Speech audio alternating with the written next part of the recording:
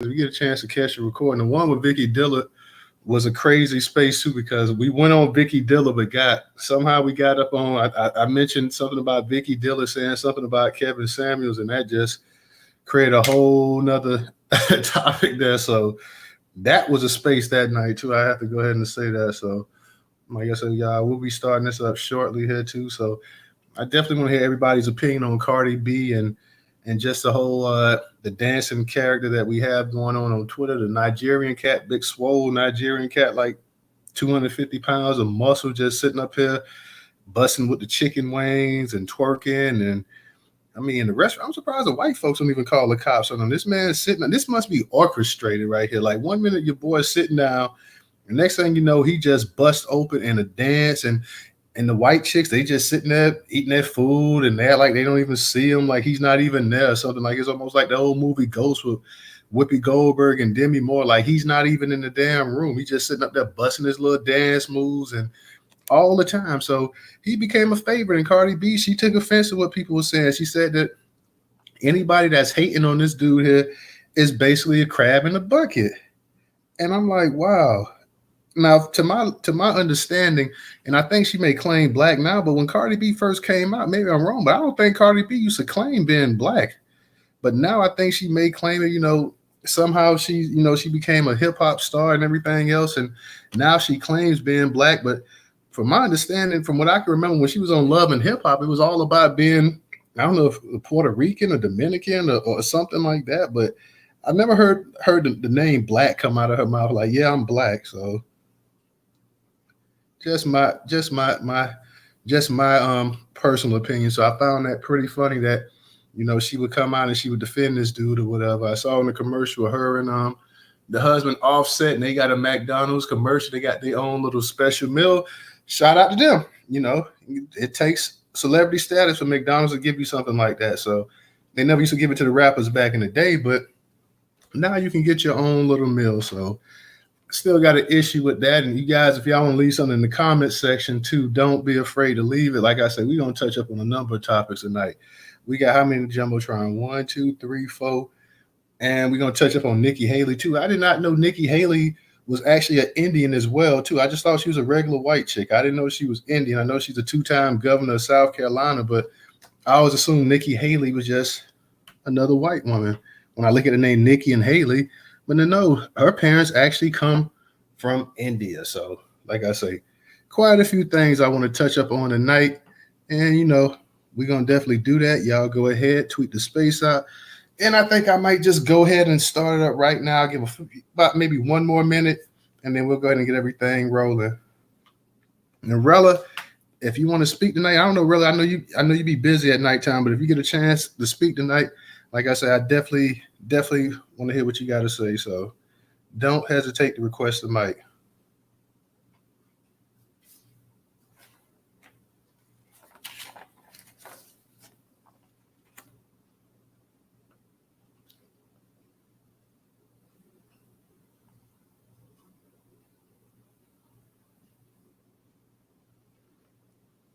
Ready?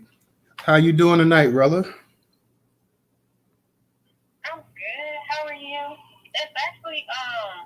I be trying to come in spaces. I think Twitter has got me tagged. I don't know, but for some reason, even when I try to hold spaces, I can only come in every so often. Now that space you had last Saturday where I was co-hosting with you. I was in there for like about 40 minutes, an hour, and then all of a sudden I couldn't hear anything. And then when I came in, I could never hear anything in the space. Yeah, it's been doing that a lot. So I have to, I'm going to pace and see what happens tonight. But I'm going to stay on stage because I definitely have something I want to talk about in regards to Nikki Haley.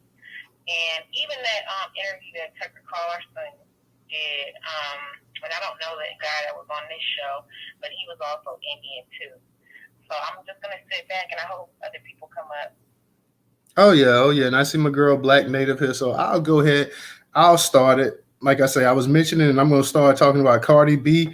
Y'all, I'm going to be jumping from topic to topic. Feel free to jump in, but we got to mention Cardi B. And if anybody knows, is she Dominican? Is she Puerto Rican? Is she? I think DJ told me she was half what is it, Trinidadian. I don't know. I'm not entirely sure. I know I'm Cardi. not. I was gonna say I know she's a spicy Latina, but I don't know what her ethnicity is. I'd have to look it up. But I thought it was Puerto Rican, but she might be mixed with Trini and something else. But as soon as I get home, I'm on my way home. I will definitely look it up. Okay, and my thing is, why does she care? Now, how first off, I would think that crabs in a bucket mentality. That's not something normally that you hear a lot of people that's outside of the actual Black American uh mindset say. She's saying that we crabs in the if you got a problem with this dude doing, if you got a problem with him eating chicken, showing out. She's Dominican. Oh, she's Dominican. Oh, okay. I'm glad you said that. I wasn't. Hey, sister, what's up? I'm just listening. My Jay, you wanted to know. So she's Dominican. Okay. Yeah, I didn't like that comment she made, the whole crabs in a barrel mentality, because this is the problem that I have with a lot of people who are from other countries. They don't hold the same, historical pride and historical respect that we have for ourselves. And, that's why, the Bojangle was as popular as he was in regards to people not wanting him to actually, coon, as you say, or, entertain white supremacists. And so we have people who think, shucking and jiving or, doing the most with their influence is okay. That's why I always say when I see Cardi B, like I look at her, Nicki Minaj, and even Sukiana, and the rest of them as like they are the Bojangles of Black women, because they're trying to emulate us, but emulate us in the worst way, and they're taking it over the top. That's why even, I'm sorry, people's favorite Little Kim, like turning themselves into these almost like glow up dolls, and how they're actually trying to, fix their aesthetic. Little Kim, unfortunately, I think is also possibly, I'm not sure if she's an American descendant. I think she might be. I think she has some Caribbean blood in her, but yeah. Right. So when I actually look at, because she was even claiming to be Latina for a long time, until I think something happened, and they literally gave her walking papers. So now she back being Black. So I just really, I really look at them, and I look at them as people being, detractors, or just they're poor influences of what we are. They do not represent Black women well. I don't even care if you're from the hood or if you work in a corporate job. They do not represent us in the best way. Now, would I listen to rap music? Yeah, but not theirs. Not theirs like that. Like, I think I started being turned off after I started doing some research about Cardi B, when she seemed to always have this thing for dark-skinned Black women. So I noticed there's some things about her that she displays, like a colorism at times. She also, has issues with, people talking about her, but yet you're a celebrity out in the public light. The way she went after Tasha K, now, should she have? Probably so. But my whole thing was, don't sit up there and talk about how Tasha K misrepresented and talked about your family, and then you sit up here thinking that Black people are supposed to digest and consume the degeneracy of this the gorilla dude. Because she even was going to call him gorilla, but she caught herself. Because she was like, he was shaking his arm looking like a, funny and stuff, corny. She said corny instead, but she wanted to say like a gorilla. Because that young man is built like a gorilla. And yeah, I said it, but he's literally putting on a show in public spaces like where majority Black people are. You know what I'm saying? And it's almost like it's not even I wouldn't want my seedlings acting like that. That's just disgusting to me. So, and I land.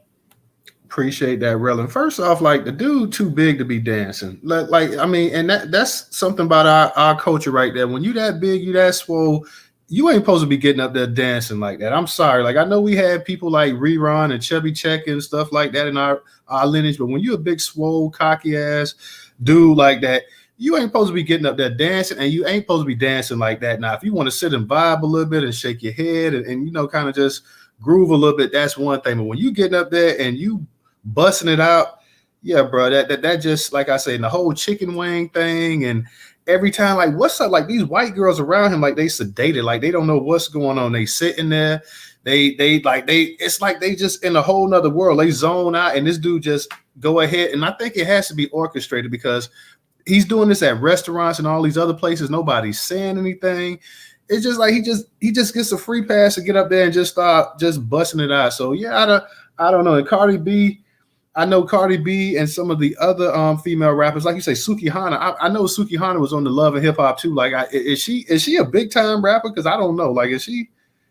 No, she was just no, she's not a big time rapper. I just think that degeneracy, and when it comes to Love and Hip Hop, like Mona Scott has, marketed the worst part of our community and is, made money off it. And the people who literally come in and are making money happen to be people from other countries, like people who are not born native here. And all these people were on her show, and Sukiana was, I think, one of them. I think she was on another show too. But she's, famous for, talking about taxing dues and, talking about she don't give she don't think, respectable women are respectable because you're not supposed to let a man do X, Y, and Z. So she's famous for saying that. But, and she's, I think, famous for she just, open about her sexuality, and she's marketing that on top of being a rapper. Now, I have not heard anything from her. Now, if you were to ask me about this rapper named Cupcake, that's different because she's an underground rapper and she all over the place and she's rapping. Like, she's really rapping. But Suki, no. Suki is really just talking about, I think, mirroring Cardi B, mirroring, the new generation of BBLs, the Build-A-Bodies, and that is what they are portraying while sitting around talking about Black Americans and how, how we should be behaving, whether you're male or female. So I just really think with them, they need to be put in a box, but they also need to be categorized as who it is that's talking. Cardi B talking about crabs in a barrel when at the same time, they had an incident, I think, in the Latin community in New York where this young 15-year-old was murdered. And I didn't hear her come out and say nothing about that. This boy was ran down into a bodega and literally killed. But they don't talk about the stuff that happens in the community. And to be honest, I think I made a post too. That was his name. Remember Junior? Yeah, Junior. Yes. It's so sad what happened to that young boy. He was such a handsome young boy, and I didn't hear her say nothing about that. And so my whole thing is, I think that if they're going to represent themselves, they need to represent themselves and how they represent themselves in their culture. Stop cosplaying hip hop and cosplaying Black people and turning us into this minstrel show and then calling us crabs in a barrel. Because we aren't crabs in a barrel. We have issues, yes, but I'm not going to sit around. I mean, and it's not even the dancing part. Newstoter, I know you said, he's too big to be dancing.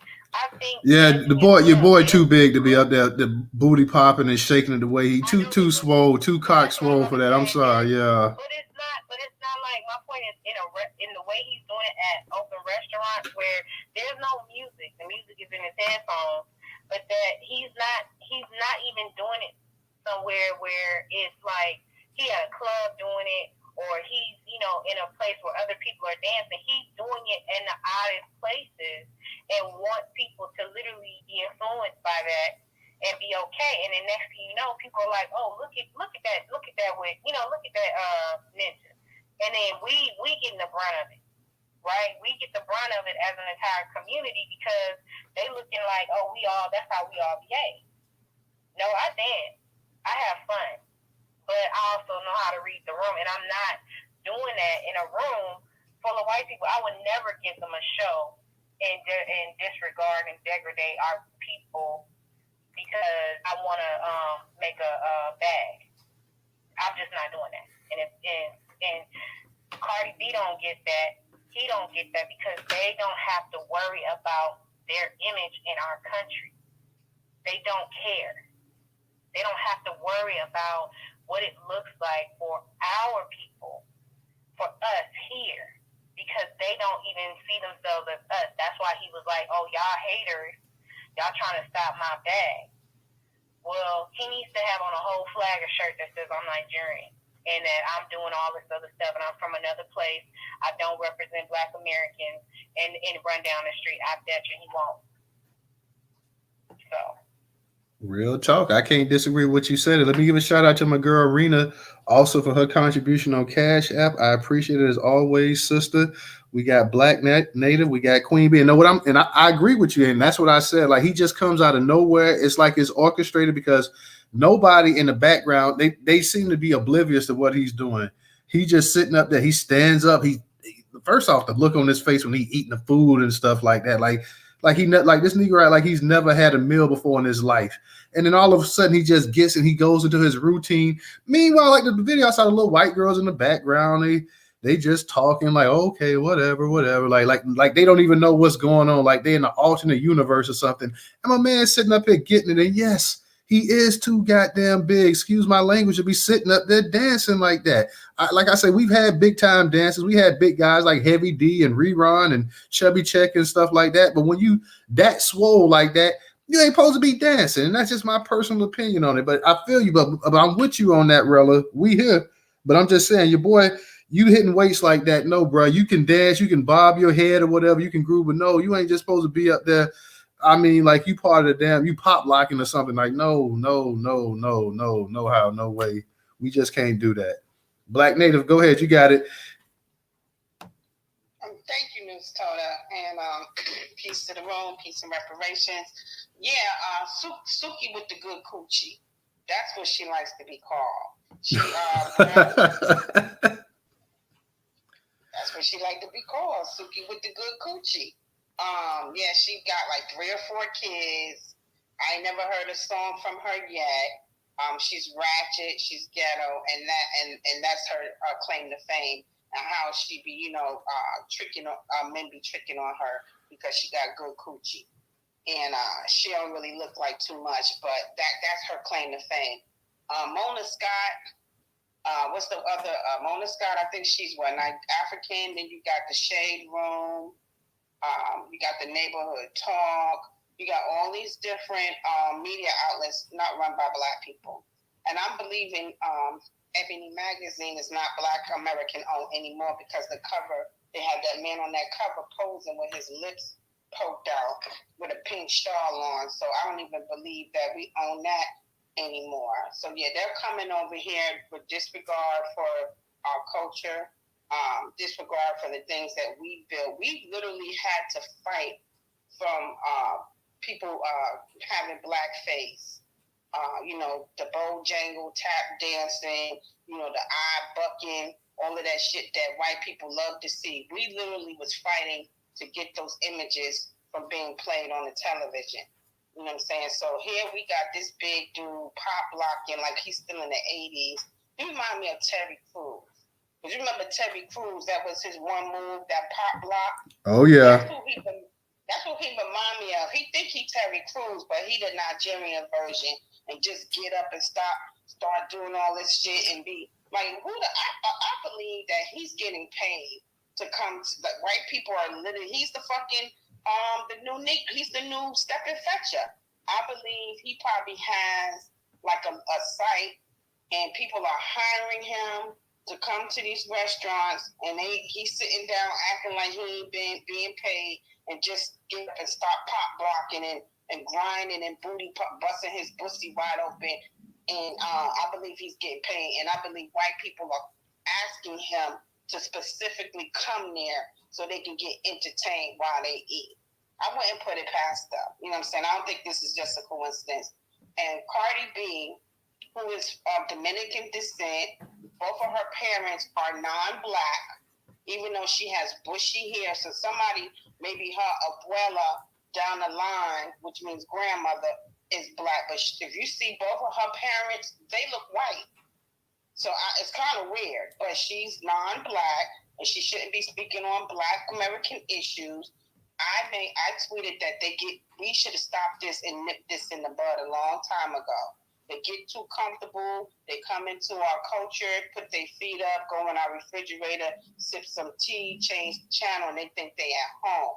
And so now she feels like she can come into our community and tell us that we hating and we stopping this man from making money. But remember, she took money out of what's the lady that she sued? Who's a black woman? Tasha K. Tasha K. Yeah, but Tasha K is, and let's be honest, Tasha K is a Black American, but she married this African man, and I remember the rant she went on talking about Black Americans. So, she's scandalous, but you know what I'm saying? She's scandalous, but she's still our people at the end of the day. And Cardi B did not need that woman's money because she was already rich. So she took bread and money and food out that woman's mouth. So I'm just using her as an example. But she be on some shit too. But still in all, she's still our people at the end of the day. So I say this. I believe because she had a baby by Offset, Offset must be fine and dandy with, you know, how she's carrying herself and what she's saying about his people, because he's from Atlanta. He's a Black American, and he's fine with it. She's always had an issue with Black women. She's called Black women roaches. She said a lot of derogatory shit. So she needs to stay in her lane. She needs to go back to Dominican Republic and express how she feels. Like you said, the little boy Junior that got killed up in that bodega where they cut him up with freaking machetes. They macheted this little boy to death. Okay, I saw the video too. You ain't heard a peep from her. She needs to mind her business. And I'm glad that we're dragging her. And she said, I'll probably get dragged for this. So she already knew it was coming. She came for us. And you came for us and we're here. You know what I'm saying? So now maybe somebody could literally sit this dumb bitch down, pardon my French, and teach her about Black American history. But she don't go when they have the Latin awards. She ain't up there, hey, y'all. She ain't acting ghetto. If you ever see her on these Latin awards, she is fully clothed, okay? She ain't like, all that bullshit. She don't do that with her people. She comes into our community with that trash. And the younger generation soaks it up and absorbs it. So, yeah, we got to excommunicate these motherfuckers out our community. They got to go. We got to put hands and feet on King Kong, the buck dancing, Bojangle dude. You got a whole country. Go do that shit in Nigeria. Let's see how far that gets you. Do that in Nigeria. I want to see why you just pop, block, and stuff. Them people going to look at him like he crazy. You know what I'm saying? So don't come over here clowning and representing us. See, these people don't see them as not Black Americans. They see us as all one big black nigga, and I said it. And so they get amused by this. But like I said, we fought and died. Our people have literally fought to get these images, from being played on television. And we don't need this dude, this foreigner, this immigrant to come and turn back the hands of time and think that shit is cool. No, he needs to get checked. If we can't deport him and that little bug-eyed, butter biscuit eating dude that be dribbling when he see food. Like, I'm confused as to how all of this got started. But this is my opinion on land, and thank you.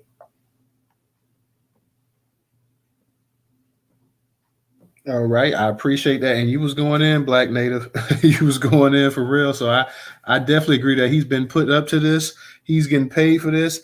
And now he got somebody. Now he's really gonna go viral because Cardi B done came out and she done went ahead and validated him now too. So this dude really finna show out. He really finna get paid because now he's got the validation of supposedly the biggest female rapper in the game right now. So he's really his popularity is really finna skyrocket. Thanks to her, she validated him.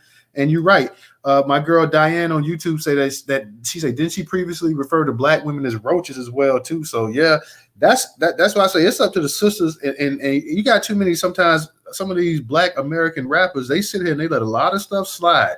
I mean, I know y'all up in New York and it's supposed to be the melting pot and this and that or whatever, but a lot of times Black Americans, and I'm so surprised because they quick to talk about the system and this and that or whatever, but when they hear people within their own a genre of music sitting up here dissing their culture, a culture that gave people a lane to come through, they speechless. They don't say anything. So I've been just a little bit with a lot of these so-called hardcore, I'm real gangster type rappers and all this other stuff. When people say something about Black American culture, if a white person came out and said it, they'll say something. When another Black person they feel say it, and they know that person's not from the culture, they are quiet as a mouse. Even when Fat Joe was sitting up here talking about that it was an equal partnership in rap and this and that, you ain't hear none of them New York rappers say anything. None of them came out and checked Fat Joe. None of them say, well, nah, Joe, I respect you as a man, but you dead wrong, bro. None of them said anything. And I'm talking about the ones that's relevant. I ain't talking about the ones from 1983 and 84. I'm talking about the ones out now and the ones from the 90s. They didn't say anything, which is surprising. So it's like people feel like they got a green light to go ahead and diss Black Americans. And then Black Americans feel like, well, if it's coming from another Black person, I can't really say nothing about it. So nah, it don't work that way. And like you say, Black Native, I'm with you. This dude, he got put up to it. And like you say, that other fool cutting the fool about the food as well too. Now Cardi B comes out and she's gonna validate the man. Watch and see how viral his stuff goes now that he's got her blessing and her backing. Let's go ahead and switch it, y'all. And we also gonna touch up on y'all, because I know everybody going in on Cardi B, and rightfully so, but we got a bunch of other stuff we're going to be going in on tonight too as well. This is going to be a decent space because we got to talk about Marjorie Taylor Greene, and she's talking about how white men are basically being discriminated against and poor white men, and she's coming up with excuses of why they flip out and all this other crazy stuff. We got D.L. Hughley going in on the actor Ben Stein for his Aunt Your Mama comment about he misses the heavy Black woman doing the Aunt Your Mama commercials and stuff like that. DL did rightfully. What did he feel about DL? You like him or not? He was right with saying that if Kyrie could be an anti-Semitic, if Kanye could be one, then you got to also blast this dude sitting up here as well too. We're gonna talk about Michael Irvin, the former Dallas Cowboy, great Hall of Famer. Michael Irvin, this white woman made an accusation against him during the Super Bowl weekend. The NFL Network, they take him off of the coverage. They move him out of the hotel and this and that. So they pretty much almost, I ain't gonna say they suspended him, but they pretty much silenced him. Michael Irvin said it was nonsense. And the people, I think he had even a couple witnesses at the Marriott Hotel kind of backed his claim up as well too. They're trying to get the actual Marriott Hotel, the Marriott, to give him the actual video, and they're refusing to give the video to him to show that the woman that actually accused him. So he goes ahead and he files a lawsuit of $100 million. So Michael Irvin still has not got the actual video. He's still trying to say exactly what they claim he did. He filed a lawsuit against the Marriott hotels. We're also going to talk about Nikki Haley. She's running for president. Nikki Haley, I always thought she was a regular white woman. Come to find out, I didn't know that she had an Indian background like that too. So she just that surprised me, shocked me too. So we're going to be talking about a number of things tonight, y'all. Feel free to go back and forth. I'm going to go ahead and let you guys get into it, but we are going to talk about that Marjorie Taylor Greene thing as well too, because Marjorie, this chick is a lunatic right here. You got it, Queen B. How you doing tonight? I'm good, Newstoter. Thank you for letting me up on the stage. We're not talking about Cardi B anymore then, right? Oh, no. You still talk about it. I'm just letting you know all the other topics we're going to cover tonight as well. So, no, go ahead. Please, go ahead. Okay. Well, I guess I don't have anything to add. Everything's already been said about Cardi B. The only thing I would add to it is just that she was the person that the Biden administration or the Biden campaign went to a few years ago, remember? As when they said he was talking to the Black community, and she went out there fighting, talking all stupid and everything, and that was supposed to be him trying to do outreach to the Black community. So so she's not representing us.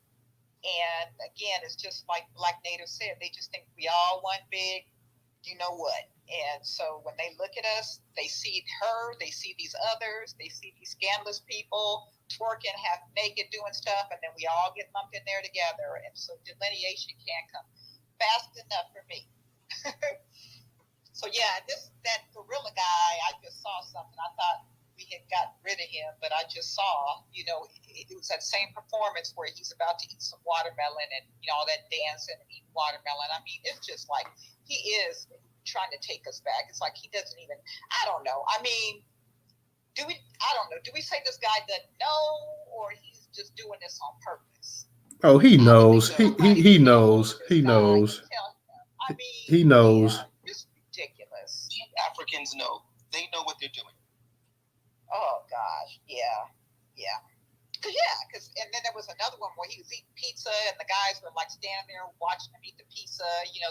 So yeah, I tend to think there's a gimmick going on there or whatever. I mean, maybe there's a backstory to maybe, I don't know, if there's kind of food challenge and he shows up and that's the reason why he goes through this performance. I don't know, but it's still, nonetheless, it's just ignorant and stupid.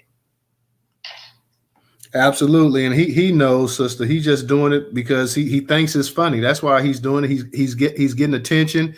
He's probably getting a little bit of money out of it as well, too. You don't have to pay him much to do it because he enjoys making an ass out of himself, but he knows exactly what he's doing. He's doing it on purpose. He's not going to stop. Like I say, Cardi B just put a battery in his back too now, so she just gave him a new life. So the criticism he was getting, and he was getting criticism for it, she went ahead and just gave this dude new life to go up here and coon even more. So shout out to Cardi B for going ahead and re-energizing. And this is a thing, like you say, when it comes to politics time, they want to go ahead and they want to put these people up here. The only group of people they put entertainers up here to ask them questions about or campaign for them are black people. Like they don't do that with white folks. They don't do it with Hispanics, Asians, nobody. They'll go ahead in a heartbeat and they'll put a black person up here, an entertainer up here, and let them talk about like how they're doing this for black people and this or that. They're going to be the voice for this and they're going to help them get all the votes and all this other kind of stuff. Because wasn't Maxine Waters, wasn't she chopping it up with Megan Thee Stallion or somebody else herself too, if I'm not mistaken? I don't know. I just know when she did that interview, she sounded ignorant as hell. Fighting, talk. I mean, it just was an insult. But that's who they chose. Absolutely. Professor, I know you want to go in. Go ahead, Professor. How you doing tonight? Shit, I'm good, bro. And peace and power, reparations to everybody in the space. Just want to say, man, we got people that continue to come in and try to make us look like buffoons. And that's what this Negro does. Every time I see a video of the big gorilla or whatever he calls himself, it is so disgusting to look at. This dude sitting up there dancing like a goddamn monkey up on tables. Him and the other one, I can't think of the other guy's name, but the other one worse than him, even the way he be eating and cutting the food. Exactly. And the thing is, y'all, when y'all look at these videos, here he is dancing in front of the Caucasoid women. If you notice, that's usually who it is. It's in front of these blonde-headed white women. He's dancing with the big muscles and shit. So you already know, y'all, the brother is about to get some heat on his ass from these white men if he don't be careful. See, that's what's gonna happen. And see, that's what they don't understand. When you come over to America, even though you might not call yourself Black American, these folks over here see you as one of us. You come right on in and you're black, and they're gonna treat you just like that, and you're gonna get beat down. They're gonna find you somewhere and they're gonna beat you down. It's going to be a gang of them because they're going to say, hey, little Negro, who the hell? Well, they ain't going to say Negro. They're going to say something else. But they're going to get on his ass about dancing in front of them damn white women like that. See, that's what he don't understand. He's actually putting himself in a dangerous situation the way he keeps going in these videos, dancing like a stripper in front of these white women. So y'all pay attention to what I'm telling you because that's what's going to happen. Now, with that being said, Newstoter, let's get off this big gorilla motherfucker. I'm tired of talking about him. And by the way, they had a deportation list for that Negro, and I think we might need to get one for the other, what's her name, Cardi B. We need to get a deportation list for her too. So we just deport all of them from over here. I'll land my plane right there. Real talk. Thank you, Professor. Thank you. Let me go ahead and get to Wilson. Wilson, go ahead and unmute your mic. We're going to get to Wilson, Rella, then we'll get to you, Cash. And then we'll go ahead and we'll touch up on Marjorie Taylor Greene as well, too. So go ahead, Wilson. Hi, everybody. So about 3 weeks weeks ago, I was suspended for 9 days on Twitter because I called that bitch ass motherfucker just that. I think I called him a bitch ass gorilla motherfucker. And I was suspended for 9 days. So when I got back on, what I did was I took a look at all of the videos and kind of still shot some of them so I could figure out what restaurants are supporting this dehumanization of Black people and very racist. And the one that he goes to often is in Scottsdale, Arizona, and it's called Hash Kitchen. I will put the Instagram name and also the Twitter name of Hash Kitchen. Look, you are not going to attack him. He has no money. There's no skin in the game for him. Skin in the game is the restaurants. And this is a very popular restaurant chain in Arizona. The last thing they want to be attached to is a racist, dehumanizing, racist, beyond bottom shit regarding Black people, okay? And it's interesting. When I look at their Instagram, they have a lot of pictures. Their restaurant is a very popular one. And they do a lot of photo dumps of just various activities going on in the restaurant. None of which includes that fucking performance monkey. Very interesting. So, which tells me that they know what he's doing is wrong. They know what he's doing is demeaning. And they will not post it. However, like the grassroots proved that we can be effective when it came to the Mallorys in El Paso County, Colorado, and it's brought attention to it, right?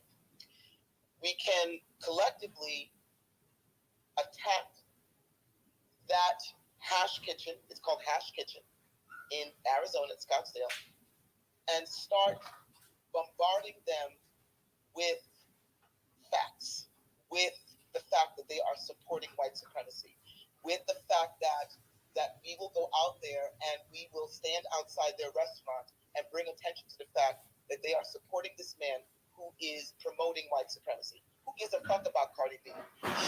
If there's enough heat on this restaurant, Cardi B will roll back. Trust me when I tell you. Okay? So I will try to figure out how to put the name and the picture of Hash Kitchen up on this whatever that's called up there. And I really want everybody to promise me that you will start, just bombarding them with the fact that they are supporting white supremacy. They are supporting a very hurtful, a very egregious, something that triggers Black people.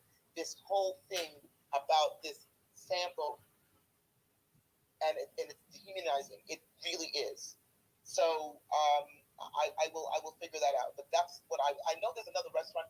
I could not figure this one out, but I found with my little sleuthing, I was able to figure out from the pictures and from the menu. That was what it was, the menu.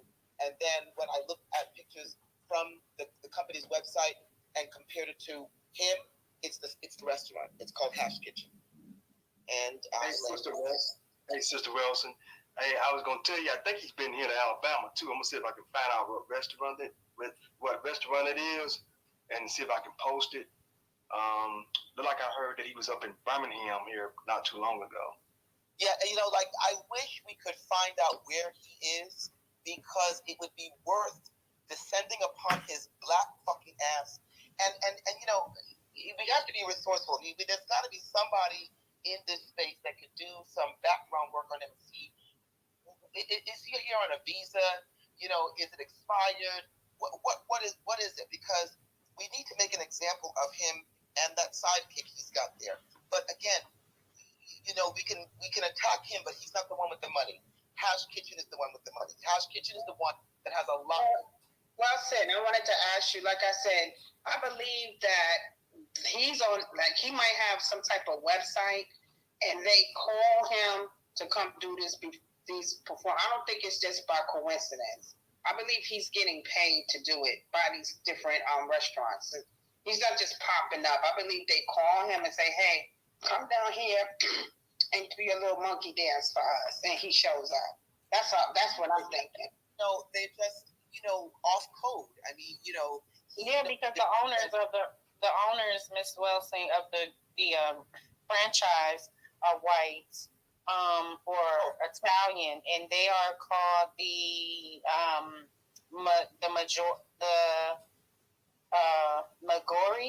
Magori group. They actually just recently purchased the majority stake from the Savoy Fund group of the entire franchise. So I'm going to post this article in the picture and information of the people who own that franchise and who have a stake in that company. And I think that's what you're looking for. Yeah, because, if it is in Scottsdale, Arizona, that he is, what I think he is there, I mean, whether he's there or not, what would be ideal is to just protest right outside that damn restaurant and bring some attention to the fact that they are supporting white supremacy by supporting this idiot. And, I was going to say that, Cardi B, she being attached to it, if there's enough heat, she will scale back and shut the fuck up, and she will learn her lesson. I don't think she is, and I could be wrong, is she an immigrant or was she born in New York? I think she was born in New York City. Somebody was talking about deporting her. Yeah, she was born there. Okay. Yeah, she was born in New York City. But this guy, he got me suspended for 9 days. It just angers me so much what he does. And he's no different to me than somebody like Emmanuel Acho, who speaks off code about Black American experiences, of which he has none and has no right to. He has a lot of hubris. So he capitalized off of Black American pain. And this monkey, whoever his name is, he does the same thing too. It's very triggering. So I land with that. Thank you so much for allowing me to speak. All right, real quick, y'all. Rella, I believe you was next, and we're gonna get to Stephanie. I want to go ahead real quick too, guys. After I may go ahead real quick because I want to touch up on this other article, but you're still free to go ahead and talk about whatever you want to. I just want to go ahead and put this article real quick about Marjorie Taylor Greene out there. And if you guys want to go back to Cardi B, that's fine. Let me just go ahead and touch up on that real quick. This is from Newsweek, curated on Newstoter.com platform. I believe I put it up there in the Jumbotron. It says Marjorie Taylor Greene mocked over average white male claims. She was mocked for talking about white men were basically mistreated. So Georgia Republican Marjorie Taylor Greene was mocked online after she complained about the lack of lobbyists in the U.S. fighting for the average white male. In a video shared by Twitter account Patriot Takes, which monitors right-wing extremism online, Greene complained that lobbyists in the U.S. are fighting for big corporations and industries, and no one is taking care of Mr. and Mrs. American like mom and pop shops, the single moms trying to make it, the guy. The MAGA Republican lamented that there's not people fighting for regular Americans such as the average white male trying to climb the corporate ladder when this problem is being white in the male. Her remarks pointing at the average white male as victims were mocked by Twitter users who suggested that the category is doing just fine. I spent nearly 30 years working for a Fortune 500 company. I guarantee those white guys are doing just fine, wrote a Twitter user in response to the video shared by Patriot Takes. Historically, that being white and male hasn't been much of a stumbling block, wrote another. 88.8% of CEOs, CFOs, and COOs in 2022 were white, and 88.1% were men. Thanks for fighting for the underdog, Marge, wrote Mitchell Robinson, member of the State Board of Education in Michigan. Marjorie should be assured that we will keep it a secret that white males are still big time in corporate USA, commented former Australian politician Lloyd Ferguson. It was hardly the first time Greene had taken a stance in defense of white men in America. Speaking last year to 18-year-old college student Daniel Schmidt on his podcast, Piece of Schmidt, the controversial Georgia congresswoman talked of the demise of white men who she claimed were turning into extremism after being demonized by society. White men are bad. They have to be pushed to the back. They shouldn't be listened to, she said. But what's that done to your generation and even some of those a little older than you? And those definitely younger than you? It has created hopelessness in many of these guys, which turns them into all kind of bad things. Porn on the internet, reading crazy stuff in chat room, and God knows who's in there and saying what they're saying. Greene herself has supported several conspiracy theories, including Donald Trump claiming the 2020 presidential election was stolen or rigged. Last month, Greene justified her past support for conspiracy theories, saying to Fox News that, like a lot of people today, I had easily got sucked into some of these things I had seen on the internet. In an interview with Schmidt, Greene also claimed that white men were being passed over in the hiring process and job promotions. A recent study from the University of Massachusetts Amherst Center for Employment Equity found that despite employers trying to diversify their pool of applicants, white men have advantaged access to high-paying white and blue-collar jobs in most states. There is not a single state where black men are overrepresented in professional jobs, the study's author wrote. Black men and women tend to have the least access to professional occupations in southern states. Hispanic men and women are unrepresented in the professional jobs in all states. So once again, this lady here, Marjorie, and I don't know how she stays in Congress, but she is just pure MAGA. She comes up with some of the craziest stuff. And I think she came up with something recently, something about the red states and the blue states. They need to divide, they need to separate, and all kind of ridiculous stuff. But they keep her up there. She was at the State of the Union in her little fur coat, and she was talking noise and that stuff as well too. So they keep her up there. She's one of the most racist white people in all of America. She's probably the most racist white woman in politics at this time in the day. And the fact that she's sitting up here talking about people that dominate everything, they control every resource of this country, and she's sitting up here trying to make an excuse talking about white men are falling behind and white men can't get a fair shake, just goes to show how delusional this woman really truly is, how dangerous she is, and the fact that they really should put a muzzle on her, but they won't. They enjoy having their little pit bull up here chomping away. So I just want to touch up on that article real quick. You guys are free to go back and talk about the Cardi B situation as well too. Like I said, we're going to touch up on a number of articles tonight. We're going to touch up on the Michael Irvin situation. We're going to touch up about DL going in on Ben Stein. And, you know, Ben Stein, of course, has to be Jewish. So I'm sure the fact that he was able to say this stuff about Aunt Your Mom and missing the big fat black woman and all this other nonsense about syrup and all this other crap, we're definitely going to talk about that tonight as well, too. We're going to talk about Nikki Haley as well, too. But I had to go ahead and put that out. So, Rella, I believe you were next. Did you still want to go? Because I know you had your hand up at one time. Yeah, I do, but I know other people haven't spoken, and I see Miss Stephanie up in the room in the space, and a couple other people wanted to speak because I actually wanted to talk about Marjorie Taylor Greene. So if other people want to finish up the conversation on the big gorilla dude and Cardi B, I'm cool with that, and then I can come back. So I yield my time to new speakers. Okay, Stephanie, you got it. Go ahead.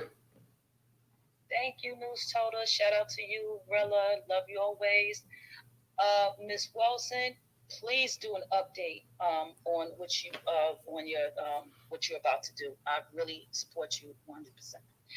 I didn't like minstrel shows, and this is what we are seeing in modern time, a modern day minstrel show on the internet.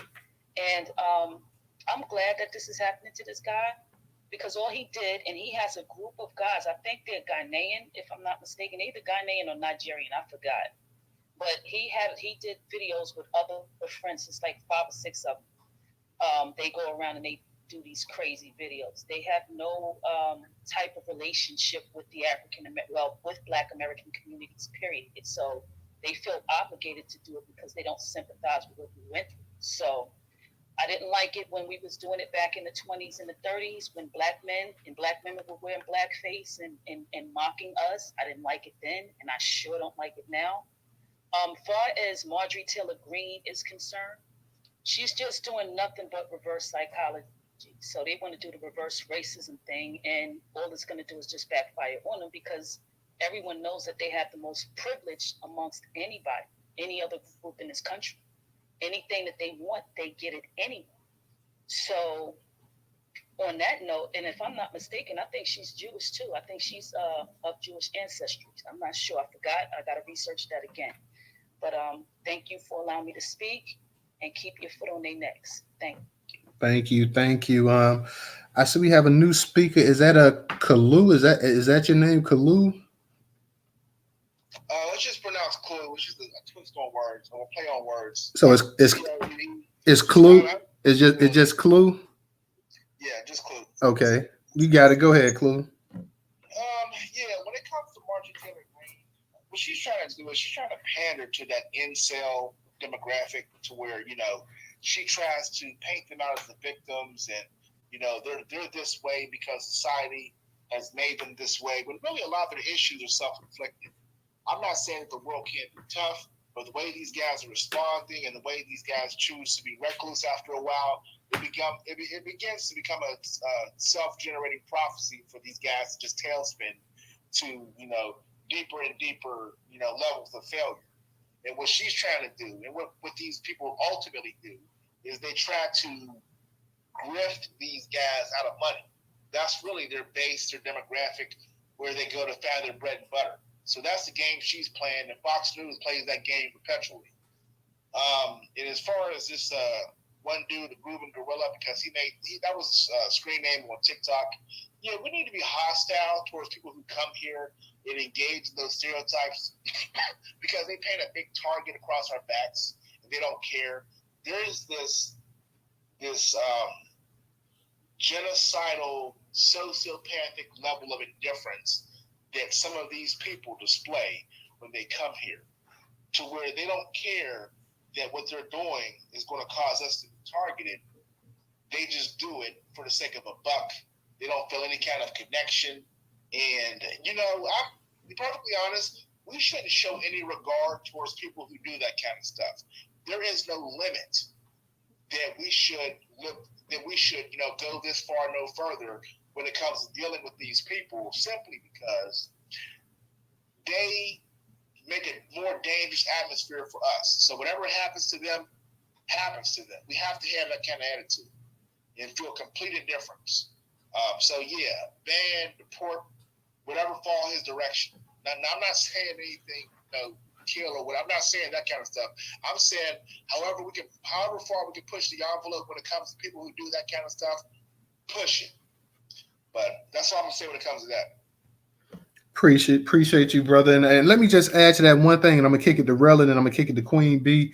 Marjorie Taylor Greene went ahead and just tried to give an out for the kind of reckless extremism behavior that, a lot of these neo-Nazi skinheads are getting away with, shooting people, killing people, and this and that. Now she wants to blame the system on why they all cracked up. Now you got a group of people who own, like they say, 88% of the actual CEOs of these Fortune 500 companies. And let's just be for real, the people that own 90% of the wealth in this country are white men or close to it. And she wants to sit up here, and now she's trying to give her out for why they going up here to these schools and mass murdering people and killing people and all kind of other crazy stuff. So she can, and the fact that this woman is a congresswoman and she can say this and get away with this and keep her position just goes to show you the power structure in this country. She knows damn well that these brats sitting up here, and it's the same way you had the kid that went up there, and he's not a kid, but the one that went up there in Buffalo and shot all those black people down and killed them and stuff like that. Same way Dylan Roof went in there.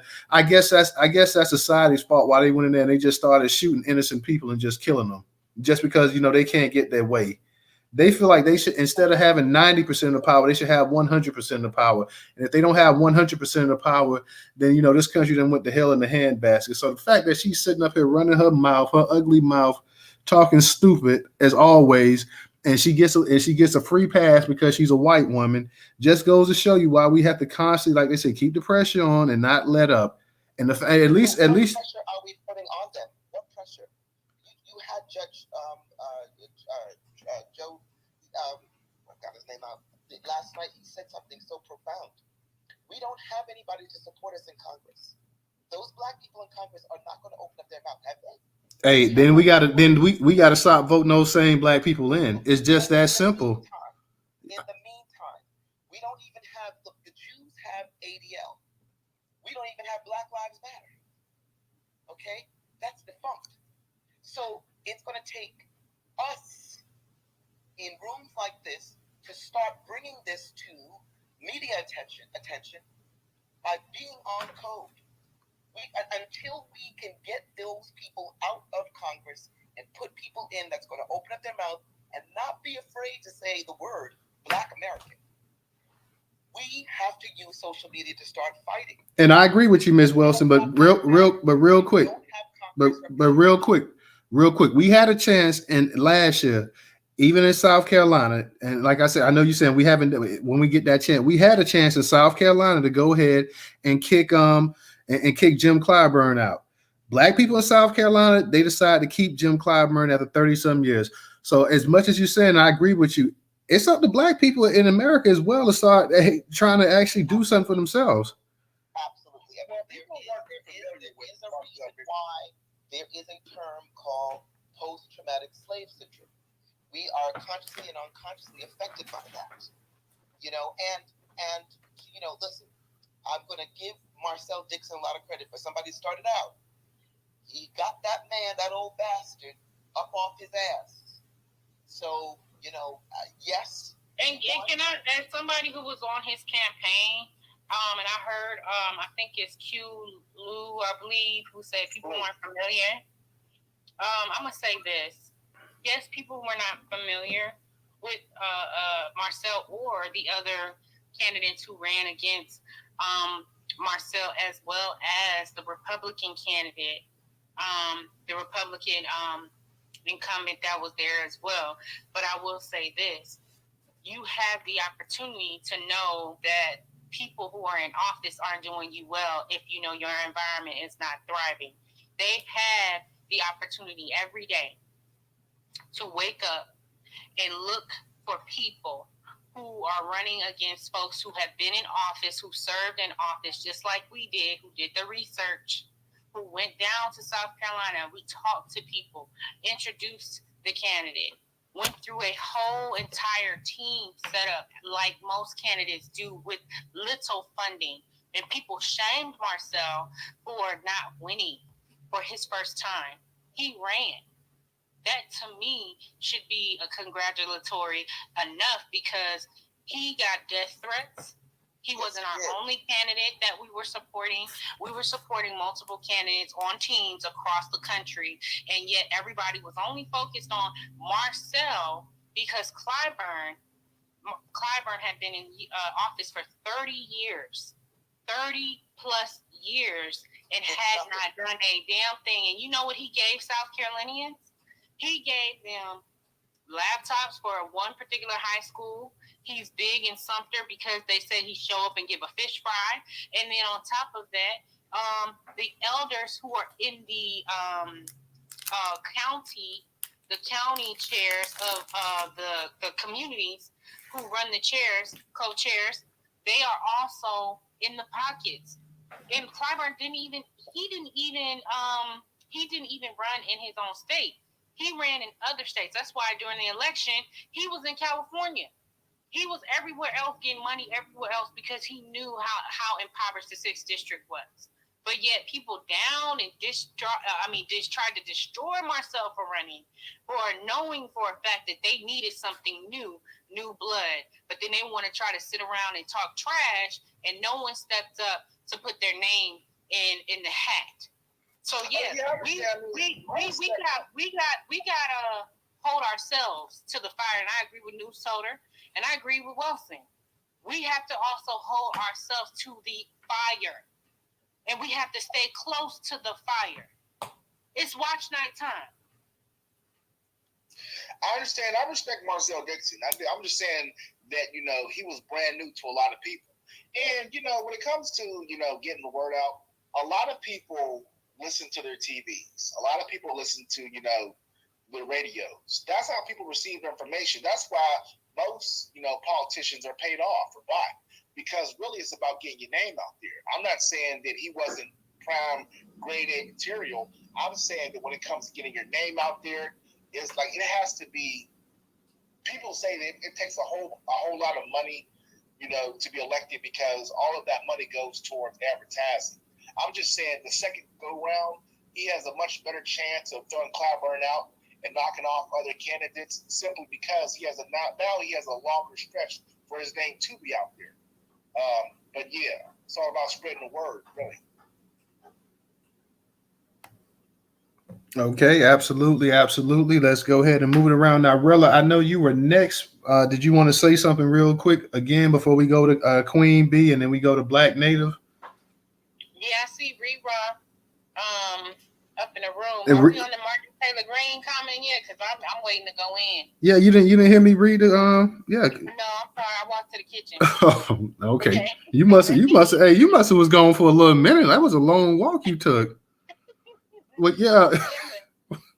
Hey, well, yeah, you can go ahead and Rera. I saw what you sent me. Rera actually sent me. I wish I could put it up. I can't from the DM. I can't put it up in the jumbotron, but she actually sent me the address of the actual with a place with a Nigerian dude be up there bucking at and whatnot. So we can get a chance to put it up in the jumbotron. Rera. I'm not sure how to do it from the DM. DJ probably would know how to, but because normally put it in the chat so we can get it. I tried, but I'm not sure because I always use my bookmarks to put it in there. To save it, at the top right hand, dots at the top right hand side of the DM when you click into the picture and save it and then re-upload it as a tweet. Oh, okay. I got it, though. You got it? Okay. All right. Go ahead, Rella. All right, so a time limit of 30 seconds. Go ahead. You better hush up. Hey,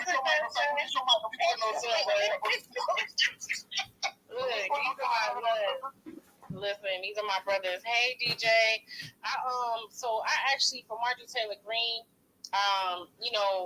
the foundational white Americans, and I don't even know if she's foundational, honestly, because I was trying to look up her. I know her dad is, but her mom, for some reason, they got her mom lineage on lock. And I've been doing so much research trying to find out more and more about her because I do not care for anyone who represents or who is trying to soft shoe the old Confederate Andrew Johnson 2.0 Jim Crow talking points back into the discussion of secession when it comes to white degenerates.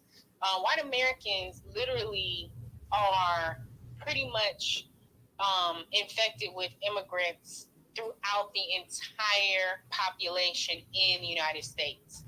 And they try their darndest to focus solely on woke people, right? Because the woke people are black folks, right? We've been woke. They just been sleeping on us because we ain't put our foot in their asses yet, like we should. So someone like Marjorie Taylor Greene, she's going to come out here and she's going to do the soft shoeing, right? But her ass she's batshit crazy. I don't care what nobody say. She is batshit crazy. Her, Matt Gaetz is under investigation for sex trafficking, allegedly. So I put all that information. Bill O'Reilly, Tucker Carlson, or whatever, and he championed Indians on his show, who also try the same white supremacy talking points. And I put that video on the jumbotron where this man is doing the same thing Marjorie Taylor Greene is talking about. They want to have another secession from our government. Now, why is it that the immigrants are always the ones, white immigrants and white foundational Americans, always trying to secede from the damn government? Why is that? Because they signed the same deals that the Democrats signed. They champion immigration because it benefits them from having to hire a whole lot of people at the proper rate. So let's talk for real. DACA, 9 Republicans signed off on DACA with Democrats. See, I got my stats. That's why I don't play these party games. It's policy over party, and we have to beware of both the back doors from these politicians and people who are running. They're people from the country who would want to see us dead and gone and lynched to oblivion.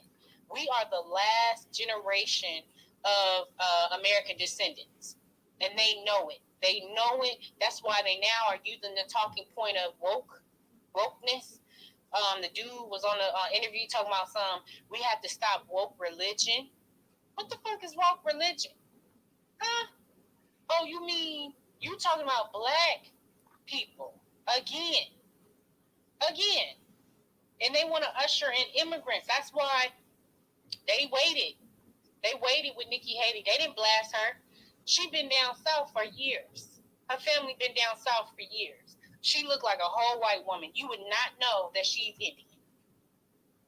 You would not know it looking at her. Marjorie Taylor Greene ain't said nothing about her. She ain't said nothing about her. That's why I think Marjorie Taylor Greene also, I believe she is a child of an immigrant, just like Ron DeSantis is a child of two immigrants, right? But they are trying to run this white supremacy game for self-interest, and this shit's backfiring because they have infights. That's why we got to get their asses out. The Democrats got to get out. We need to clean house. I mean, run roughshod all up and through both parties, and it has to be policy over parties, policy over politics, policy over party, because these white folks who believe that, you know, white supremacy is right, because they'll run down the street as long as it's a white face saying something, knowing damn well they the biggest treasonous against our damn country. So I land there. I don't like her, and she need to go to jail. That's where she really should be. She should be in jail for influencing that damn domestic terrorist attack that happened on January 6th. Yeah, she got off scot-free from all of that too. And really, you took my talking point, but I'm glad you brought it up about the Nikki Haley thing, because I did not know. I thought Nikki Haley was just a regular white chick. I did not know she was Indian at all until I came across an article on Newstoter, and I was going to talk about that, but since you already mentioned it, yeah, she's actually Indian, y'all. They said that at 26 she got married, and that's how she took because her name, I can't even pronounce her real name. It says, what's her real name? Namarta or something. Namarata, Nikki, and then the last name. Not gonna work here anymore. Imrata is something or another. She is Indian. Yeah, she's Indian. So I did not know that. I did not know that till a couple days ago. I came across an article from Mogadam, and I said, wow, I thought she was just a regular. The name Nikki Haley, you would have never thought. But Nikki is her middle name. You don't remember they would say, see, this is what they did. I remember when Dylan Roof went into, because she's from South Carolina, and when Dylan Roof went in and shot up that church, she was up there speaking, and they were saying she was Native American. They were saying that. They was calling her Native American. I kept saying she don't look Native American. She looks white. Her people from East India, but they were calling her a Native American. That's what they was calling her, Native American. I remember that shit. Yeah, she's an East Indian. Yeah, I remember she was on a podium about having that Confederate flag down. It was a lot of on her, and she had no other choice but to get that flag down. Remember when that sister, who is by profession, she's a mountain climber, whatever. Remember when that sister climbed that damn pole? Yeah. Ripped that motherfucking Confederate flag out? Yeah. So they had to drop charges against her, because remember when she came down that pole, the police were there to arrest her. They dropped charges on her, and then they forced them to also take down, I believe, it was a Robert E. Lee statue. She is Indian. A lot of Indians moved to the South, and she's a good example of that. She's no different than Kamala Harris. Well, she got on the stage, she got on the podium, and she was like, people were like, well, what's your nationality or your ethnicity? And she was like, I'm not going to discuss that. I'm not going to discuss that. I'm an American. And I remember that. Matter of fact, if I can go find that video, I'm gonna post it, because her ass been cosplaying white folks for all this time. Her, Kamala, I mean, they're all running the same playbook against us. And the sad thing about it is the white people allowed this shit to happen. The reason why we have immigration the way we have it in, the influx we have it in, is because of who's in office now. They'll play this game about, you know, acting like they having infighting and they don't agree with the Democrats and stuff. They allowed this stuff to happen. Think about it. The Proud Boys, the leader is Latino. He's a white Latino. They didn't care about that shit. Not at all. So, I land.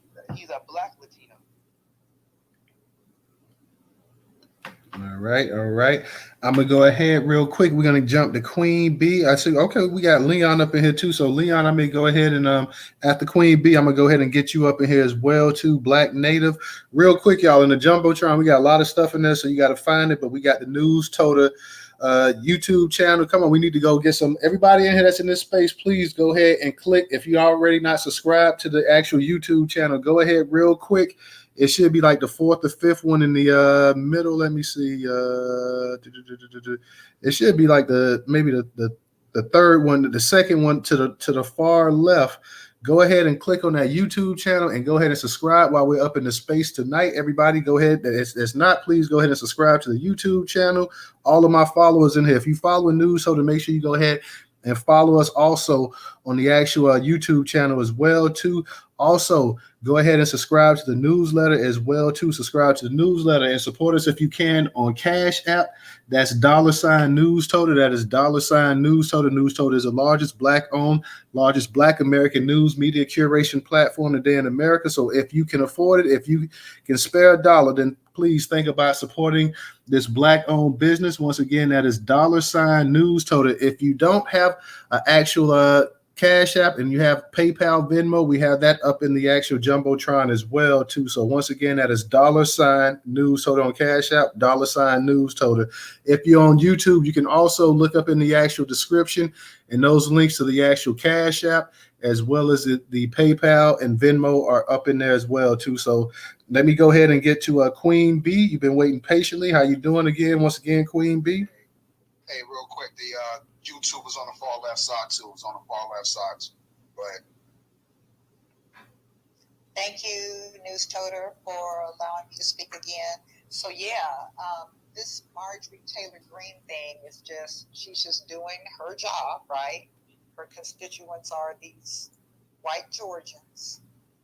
We know they're coming from that far right wing, and these people have been just going crazy. And what I think is really going on is that they are scared. I've even been in some spaces with some of these white people. They are feeling scared right now. We've been talking about reparations. Now, of course, they're wanting to, say that this CRT, this big boogeyman, is affecting their children, and they're afraid. They're afraid of what's happening. They're afraid of what they're calling is this cultural shift where Black dominance or something's going on. But there was a guy, we had a space earlier. I was in a space earlier today. This guy, Scott Adams, that was talking about Black people should be labeled a hate group, and that white people should move away from Black people, and he's no longer going to support Black people anymore. I mean, so I'm hearing some language going on here lately that it just seems like it's getting more and more hostile towards us. If you think about it, look at how they responded, to the Lift Every Voice and Sing. I mean, they are just going crazy, and they're feeling like they are coming under attack. They're the victims now. I just had one white person, obviously was a troll, that came after me because, this Angela Davis thing came out to, where she found out that she's a descendant of somebody on the Mayflower, and I had made a comment, and they came after me talking about, that it could have been consensual, doesn't have to be rape. I'm thinking about the times, colonial times, and so anyway, they're just saying ridiculous stuff, and they're out there, and I just think they don't really know what to do, and a lot of this is fear. And so they're just lashing out, and they really, again, I think this reparations discussion's going on. They know it, and they are afraid. You got DE&I, you got all of these things that, just really after George Floyd, and a lot of these things are, a lot of these things are out there now. There's more conversation, and I just think they just losing their minds right now. And so, that's what I would say. And Marjorie Taylor Greene is just one of them. I know that other one, Lauren Boebert or whatever, there's a couple of them. They all hang out together. And she's just saying crazy stuff too. But I just think this is more out of fear. And I don't know. I wanted to comment. Matt Gaetz was cleared of those trafficking charges. So, at our land. Thank you. All right, real quick. Hey, Professor, I don't know if you're in the space because I was trying to free up a space. I was trying to send you up as a co-host invite, but I don't know if you might be busy or not. So if you can't do the co-host, I was looking maybe if I can get Professor or okay, Professor's up there. So appreciate that, Professor. Let me go ahead real quick, and we're gonna get to you, Leon, and then we're gonna Rich. You had your hand up as well to your new speaker, so I'll go ahead and let you speak as well. So how you doing tonight, Leon? I'm doing all right, Mr. How are you? Man, you might have to bring me up to speed on some of this stuff. Michael Irvin, what the hell is I ain't even touched up on the Michael Irvin thing yet. I'm gonna touch up on. Your hashtag, but I'm like, oh, don't tell me he's cool into. No, well, they it's some craziness that went on with the Super Bowl, and they was trying to throw accusations at Michael Irvin at the Marriott Hotel. They was trying to say that one employee said that he made a inappropriate, some kind of accusation that she made that was inappropriate. Michael Irvin, the NFL Network, just to catch everybody up to speed. I'm glad you mentioned that real quick. So let me go ahead real quick. While you said that, Leon, I'm gonna just go ahead and read this thing real quick from Black Sports Online about Michael Irvin, curator on the Newstoter.com platform. It says the Marriott Hotel refuses to hand over video that could clear Michael Irvin of any wrongdoing. For those of you that don't know Michael Irvin used to play with the Dallas Cowboys, Hall of Famer, played at the University of Miami, All-American. Michael Irvin was a wild boy back in the day with those Cowboy teams on the Super Bowl III championships. Legendary receiver, had some off-field issues, but when this thing came out about the actual thing that happened at the Super Bowl, allegedly, everybody started throwing Michael Irvin under the bus. Nobody gave him a chance to hear him out or speak or whatever. So Michael Irvin's attorney, Levi McCarthy, is going mad over how the Marriott Hotel refuses to reveal evidence that would go a long way to clear the former Dallas Cowboy star name following the female employee's accusations. The attorney for the former Dallas Cowboy star has talked to the Dallas Morning News about an alleged incident before the Super Bowl in Arizona. The attorney who is representing the former Cowboys wide receiver said he's mad as hell as footage of the alleged incident has not yet been released. This is despite a judge setting a February 20th deadline for the hotel to do so. I'm mad as hell that they're hiding this stuff that is so relevant to my client's livelihood, said McCarthy, a Dallas-based attorney. I think it's terrible they're doing this. I know what's on that video. I don't know what's on that video. None of us have gotten to see it, but I think at a minimum, Michael Irvin has a right to see that video. The NFL Network pulled Irvin from his coverage of Philadelphia Eagles and Kansas City Chiefs in Glendale, Arizona, after a female employee at the Marriott Renaissance Phoenix Downtown Hotel made an unspecified complaint. Soon afterward, he would file a $100 million lawsuit in Arizona days after being sent home from the Super Bowl. Earlier this week, the Athletic's Daniel Kaplan reported Marriott is seeking to move the Michael Irvin lawsuit to federal court, according to a notice on the Collin County Court docket. According to Pro Football, federal law authorizes defendants sued in state court to take the case to federal court when the defendants are not residents of the state where they've been sued. This concept recognizes the reality that there may be home cooking for local residents suing out-of-state parties in state court. The Pro Hall of Famer claims he's been railroaded as a victim of cancel culture. It seems that Marriott has something to hide. So that's from Black Sports Online, one of my top curators. So that's just about the actual Michael Irvin thing. So I'm glad you brought that up so I can go ahead and get that out. But you got it, Leon. I didn't hear everything you just said. I didn't even hear the damn actual accusation on why they coming after him for. They have never told anybody yet we haven't. Nobody in the media knows exactly what was this complaint. Come on, man. As news media, they kind of disclose that. That's public record. They won't show him the video. Nobody in the public knows what this woman actually accused him of. So yeah, everybody's kind of like, well, hey, at the very least, let the man. They sent the man home from the Super Bowl. They took him to another hotel. Is the woman black or white? I think she white. It sounds like it. It sounds like it. Let's say she's other. She's other. Yeah, she got to be other. This ain't nothing but when you forget you're black first. It's like Don Lemon. You have to understand that you are black first no matter how much money you achieve, no matter how much fame you achieve, no matter how many years of business acumen or journalistic acumen you have achieved. You are black first. Don Lemon is not gay first, not 50 years old or over 50 years old first.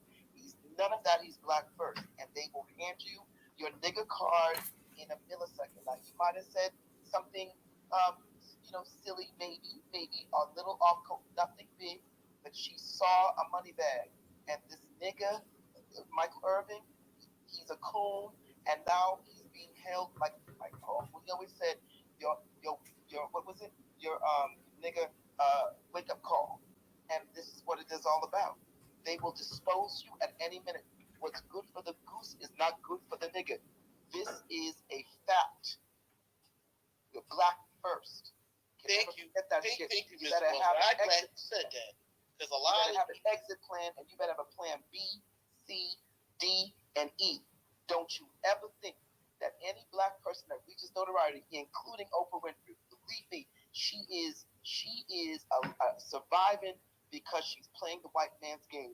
When she starts talking off code to them is when her expiration date is executed. Period. I'm glad you said that because I agree with you 100%. A lot of these LGBT who rock these LGBTQIA, they forget they're especially I'm talking about the black community.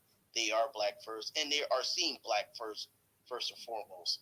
I don't care how many chant Black Lives Matter, LGBTQA. You want to remix the flags, or now I see the black national flag, nationalist flag getting remixed to the LGBT.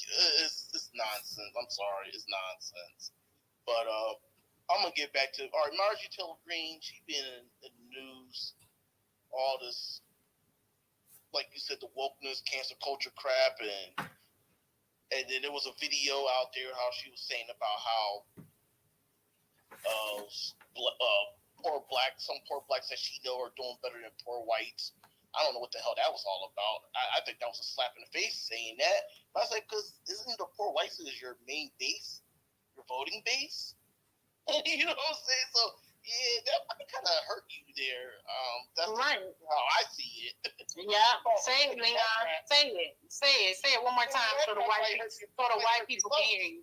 Exactly. If you so poor in a white community where your representative is white and they stating that you doing worse than the black people in another city, your representative is your issue.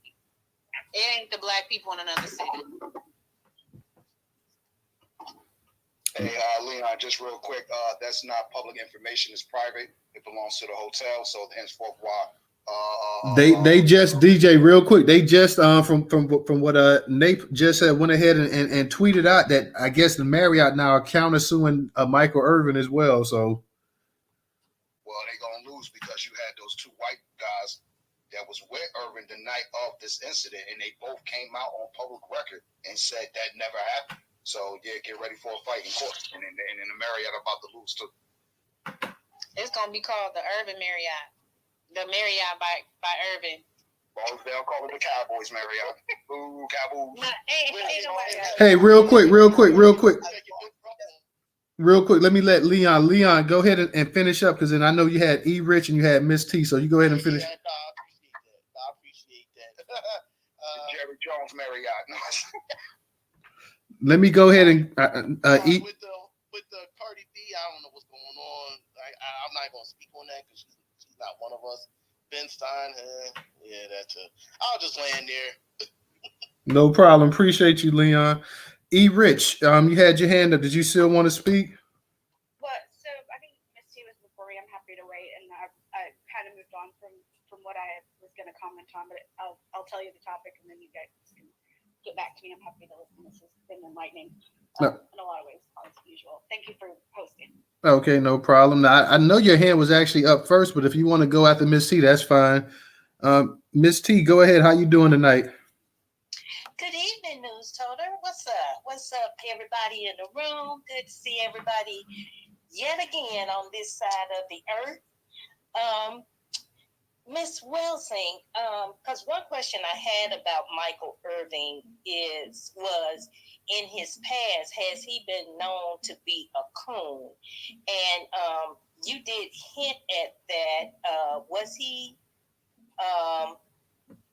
not reflecting us in a positive light in his past? Well, I'll say this: when he was younger, because the Cowboys was the big party team back in the '90s. They was a team in the '90s, and he was a superstar, and he was a party goer from the University of Miami. So he had some run-ins with the law at time. I don't know if I was going so far as to say he was cooning anything like that, but like a lot of professional. Yeah, he got into some stuff here and there, but yeah, for the most part, though, I mean, I never heard anything about him cooning per se. But like I said, he did. He was a wild boy at one time. Let's just put it that way. Like, okay, you not like she kind of hinted at. Normally, when they aren't playing by the rules again, if they're not playing by the rules that the establishment wants them to play by, they come up with something. So this is going to be interesting to see how this turns out. Marjorie Taylor Greene, I blame the Democrats for her. They should have put her under the jail when they did that fake ass investigation that they did that resulted in absolutely nothing.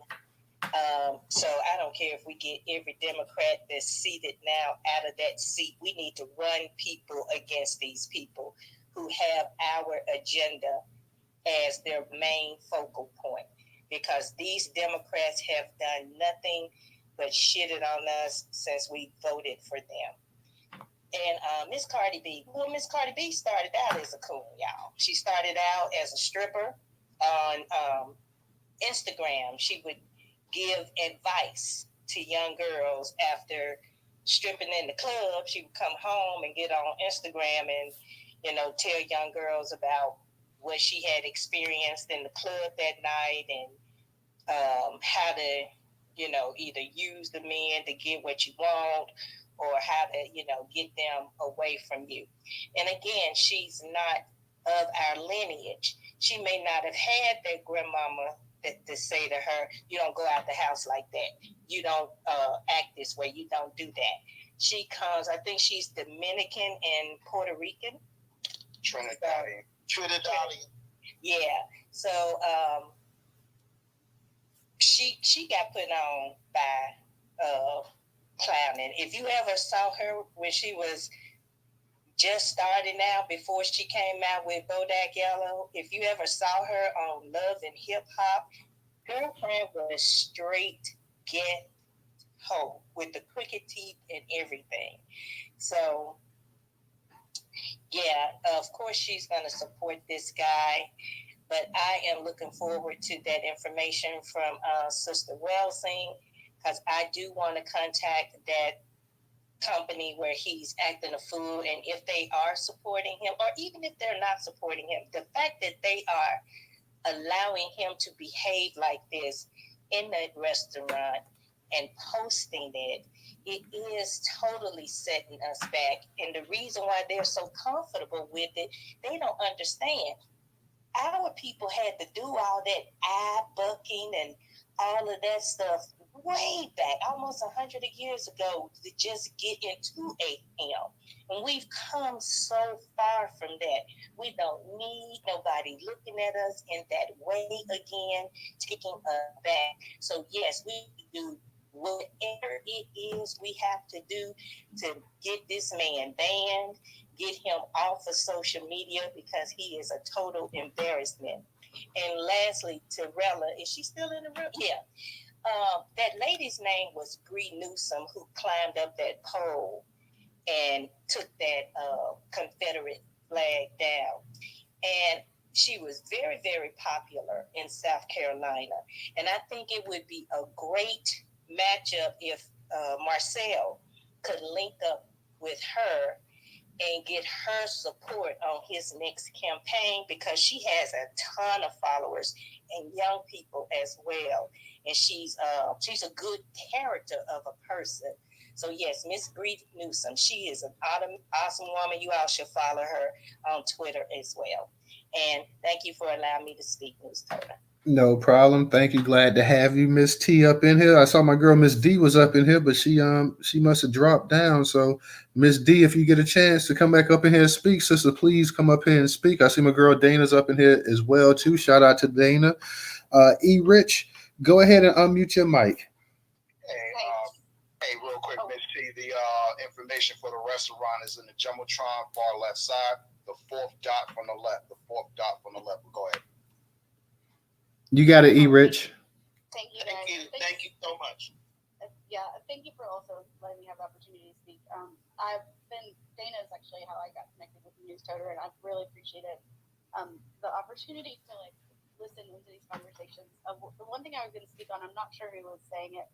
They mentioned CRT, and I'm a liberal that lives in the South. I don't know if you can tell from my PFP, but I'm just a privileged white girl, basically. And I went to Central High. I don't know if you guys, it's the Ernest Greene story. It's the easier entertainment reference, but it's the little where Laura 9 happened, and basically grew up in the halls of history, and was privileged in the sense that I got to hear the story from Ernest Greene's mouth, right? So having experienced that and knowing that our current governor recently made discussing that kind of stuff in schools not okay. It's infuriating for me, and I'm not the one most affected by it, right? So I don't understand what it's like to be in y'all's shoes, and I'm trying to be as respectful as I can. Sorry, I get a little nervous sometimes when I talk, but I agree that it's with Ms. T when she mentioned the Democrats. I think that we haven't done enough,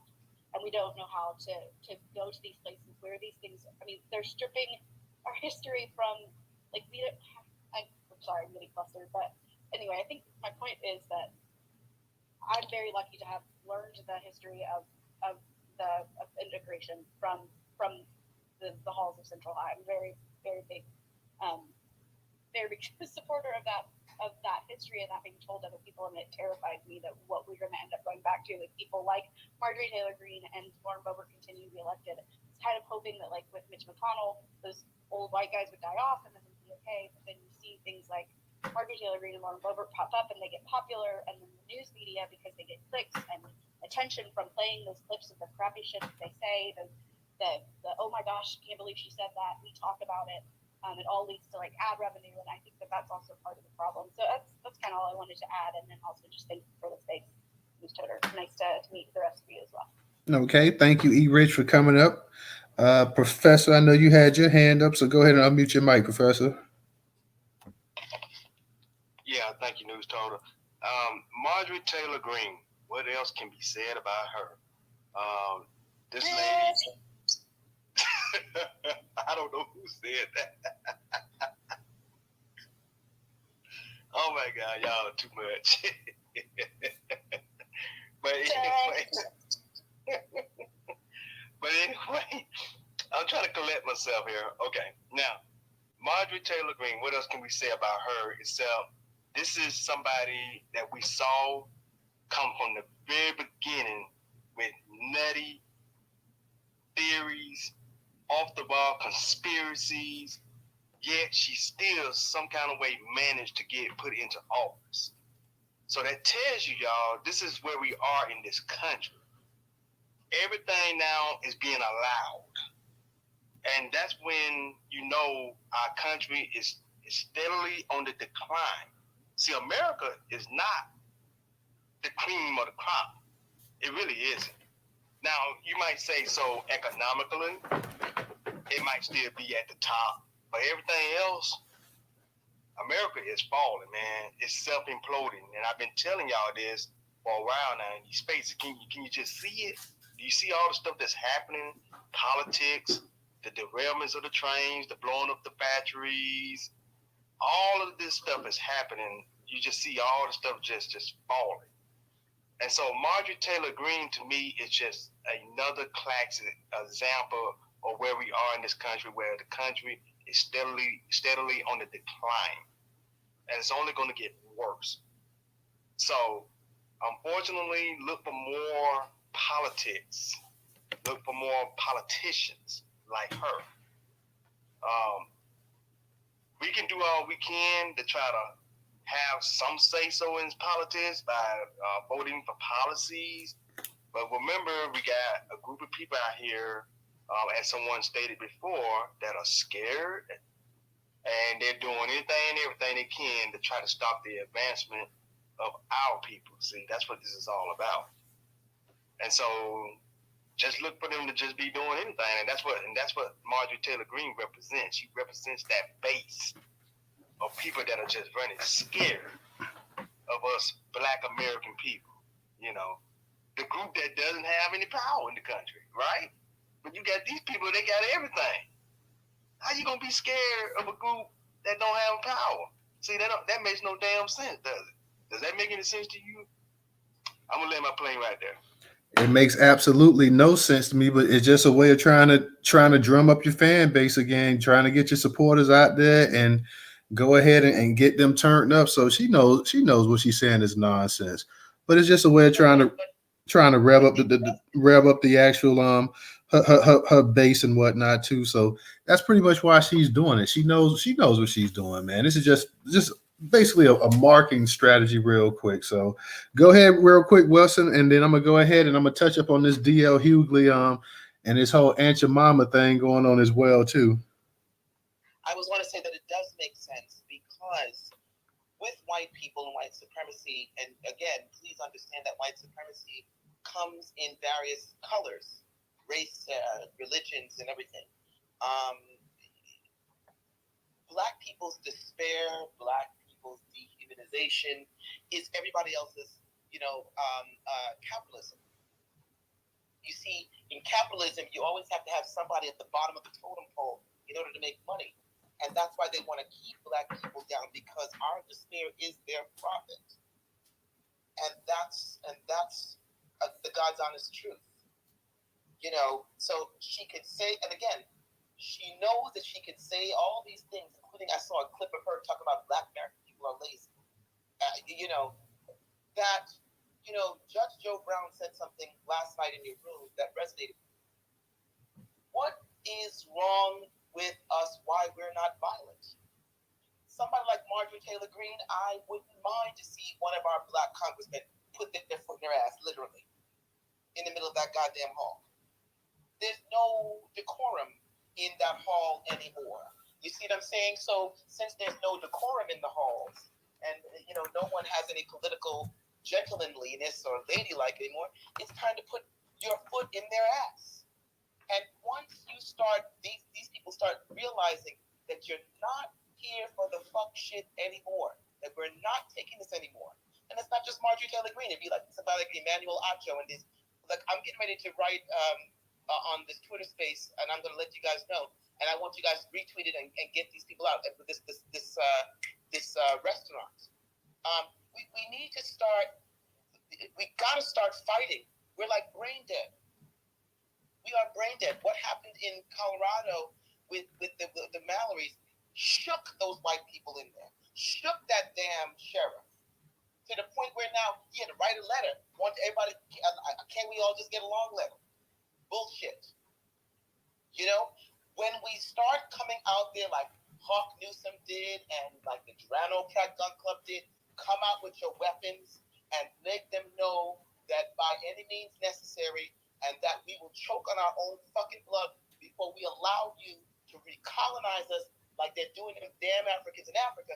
We're not going to put this up, not going to do that shit no more. Once we start fighting that fight, that whole thing with Michelle, that bullshit Michelle Obama talking about, when they go low, we go high. No, fuck that. When they go low, you go lower. You go and you meet them in Satan's anal glands if you had to. Fuck that. By any means necessary, beat an ass if you have to. Let these people know that we are not here for your bullshit anymore. And that's it. We've got to start fighting that good fight. And it's not, walking across the Pettus Bridge. Thank you. No problem, no problem. Let me go ahead real quick, y'all. I want to touch up on this. And Leon, I'm gonna get to you right after I touch up on this article from Atlanta Black Star. It's titled "Hypocrite D.L. Hughley Calls Out Mainstream Media for Silence Around Ben Stein's Aunt Your Mama Comments." Also curated on the Newstoter.com platform as well. Let me touch up on this real quick, y'all, and then I'm gonna get to you, Leon. And feel free, guys, once I touch up on this topic, you go to any topic you want to talk about, whether it's Cardi B, Marjorie Taylor, Greene, Michael Irvin, Ben Stein, Nikki Haley. Feel free. Actor Ben Stein is at the center of a social media firestorm after he claimed in a viral video he misses Aunt Your Mama. The 78-year-old seen holding a bottle of syrup is experiencing a fierce backlash from all directions, including from outspoken comedian D.L. Hughley. The video first posted to Truth Social, the social media platform launched by former President Donald Trump after he was banned from Twitter, begins with Stein talking about having breakfast for dinner. After Ben Stein says he misses the good old days when a large African American woman was on his syrup bottle, but woke corporate culture ruins everything. He goes on to address what prompted Quaker Oats, the parent corporation of the brand, to remove the image of Aunt Your Mama. This used to show a large African American woman chef, but because of the inherent racism of America's corporate culture, they decided to make it a white person or maybe no person at all, Stein continued. I prefer it as a black person showing their incredible skill at making pancakes, Stein continued as the video clip ended. DL, whose real name is Daryl Hughley, pounced on Stein's comment. If you call Kanye or hashtag Kyrie anti-Semites, but are silent about hashtag Ben Stein saying he misses Aunt Your Mama on the syrup bottle, you're an effing hypocrite, Hughley wrote on Twitter. Aunt Your Mama was rebranded to the Pearl Milling Company in 2021. The rebrand was a byproduct of racial reckoning corporate brands were faced with following the murder of George Floyd. According to Pepsi Company, the Quaker Oats parent company, Pearl Milling bought the Aunt Your Mama brand in 1925. Morgan Rose shared a photo of a minstrel-like characters featuring black women with a red and white patterned bandana mirroring the Aunt Your Mama character. It's not racist, I swear, Rose wrote. Stein's career on screen dates back to the 1980s, having acted on a variety of television shows and movies, including The Wonder Years, Ghostbusters, Seinfeld, and The Family Guy. He also had a recurring role in The Hughleys, a show Hughley starred in and was a writer. Despite his lengthy career, those accolades did not stop other social media users from burying Stein. Why did black people have to get all this pride and dignity and ruin everything? Now I can't shop to my wife. Just grab the syrup with the fat black woman on it. When we're in the store, woke, Lamont Thompson said on Twitter, a prime example of when you don't know when the context and history behind the conversation, you should just STFU and listen, said another Twitter user. Quaker Foods America apologized for featuring Aunt Your Mama for years amid the rebrand. We recognize Aunt Your Mama's origins are based on a racial stereotype. From a statement from Quaker Foods America, North America, said in the statement, the video viewed more than 6 million times in less than 24 hours has some criticizing Stein in much more blunt terms based on his comments. So, yeah, I guess he missed the old days when you could just say, where's the nigga woman at with the syrup at? So, I guess that's when America was great there. So, Leon, go ahead and unmute your mic. Real quick, Leon, let me give a shout out to my man, Brother McCoo, for his contribution on Cash App as well, too. But you got it, Leon. Go ahead. Hey, wait a minute, one second, Leon. I thought that motherfucker was dead. Ben Stein. Apparently not. Yeah, that dog. Man, the only thing I'm going to say is, fuck Ben Stein. First of all, if everybody knows who Ben Stein is, you already know what his last name is. Yeah, he's a tiny hat. If anybody know that term, tiny hat, you know what he is. But anyway, You might as well just say he a Sephardic Jew. yes, he is. And fuck all of them who have this thing of, oh man, I miss Uncle Ben. He was a nice black Negro on Fox, you know. He used to make my brighten my day. All this other dumb shit. I'm tired of it. And I'm not going to have no sleepless nights if they feel bad about it ain't what it used to be. Care less. That's why I'm at the point now, whatever happens, when like the professor was saying how this country's deteriorating, I'm actually having more of a smile on my face every fucking day. Just because when it all goes down, I'm still going to be laughing at their asses. Because we going to be all right. We all going to be all right. They're not going to be all right. We going to be all right.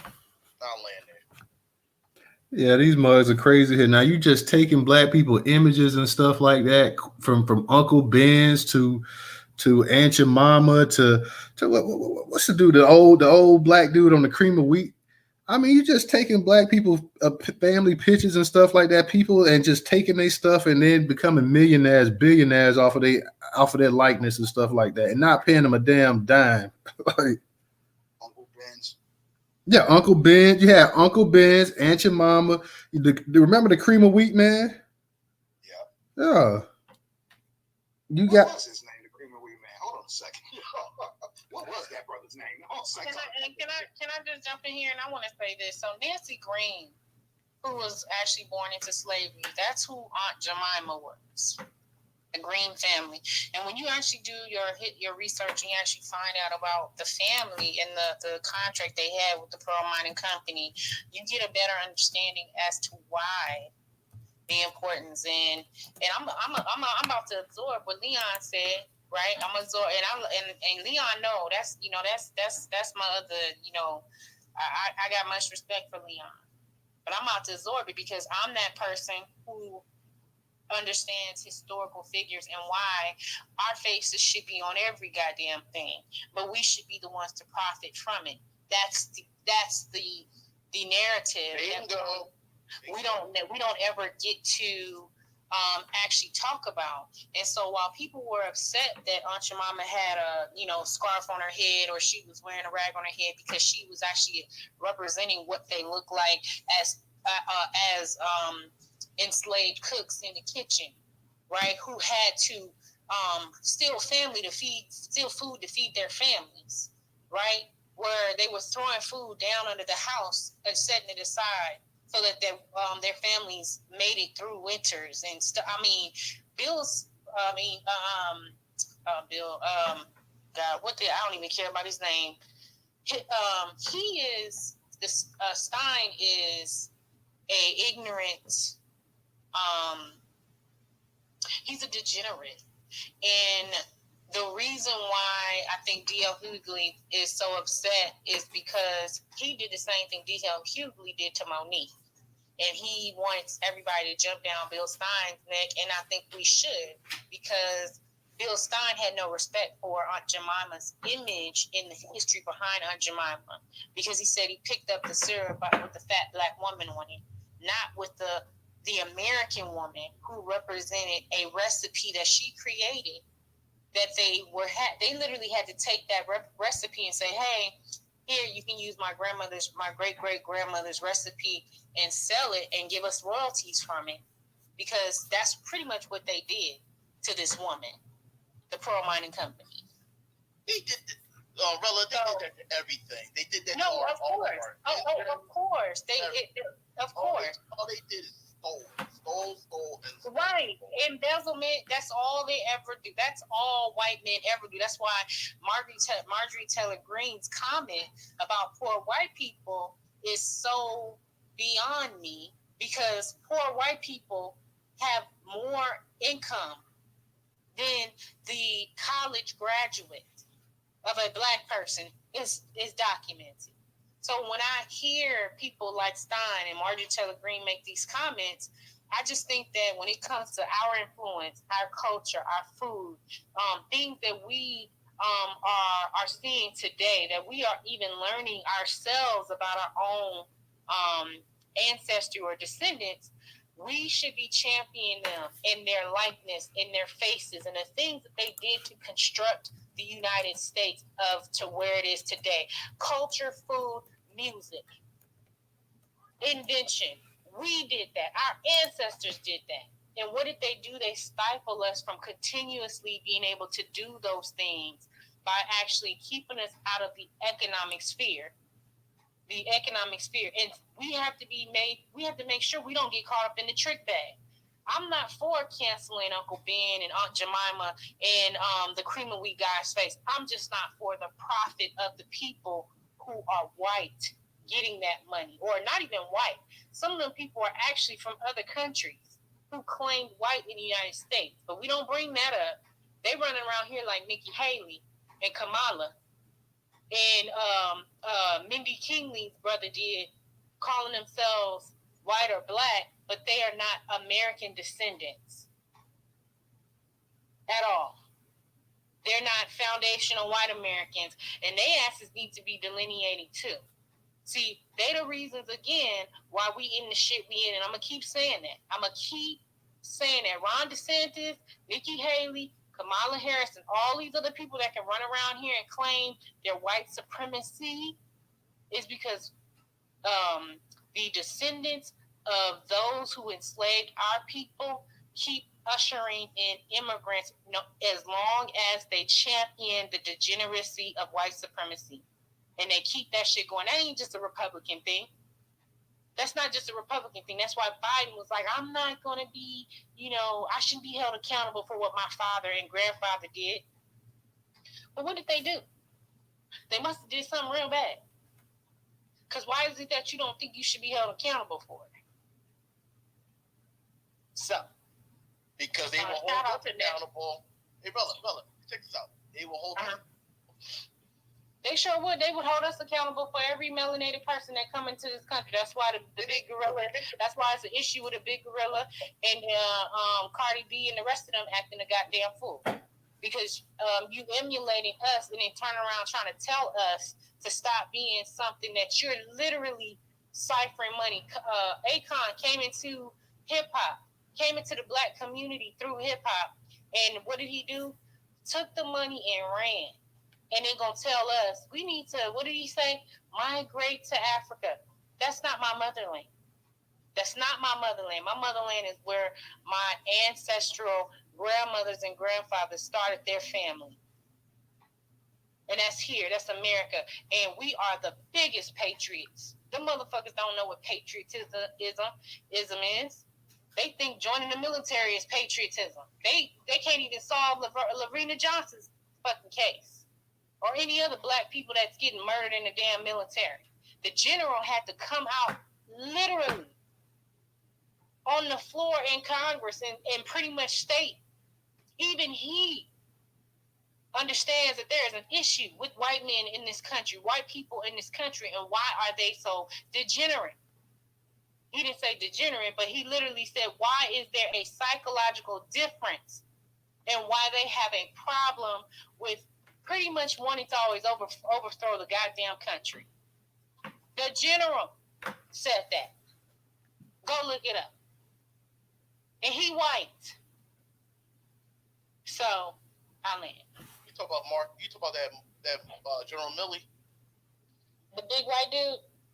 Yeah. That's the big white. Yeah, big white dude. And he was going in, and one of the Republicans, I think it was Boebert.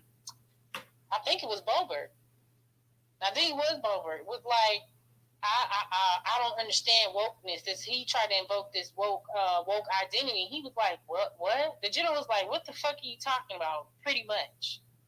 And he had to shut him down because they're trying to invoke the Confederate secession ideology. That's what they're doing. That's why they're trying to saturate the fucking government. See, these Republicans are not the Republicans of Reconstruction. These are the Tea Party, MAGA Republicans. That's why when I see them damn red hats that Trump be throwing out, to me, I hope every one of them motherfuckers get a hat so I know who they are. I know what they look like. Put the hat on so I can see you coming from a mile away, because the ones that are the most dangerous is the ones you can't see. And the Democratic Party is the same goddamn way. The immigrants is coming up under the banner of the Democratic Party and trying to replace us ethnic-wise.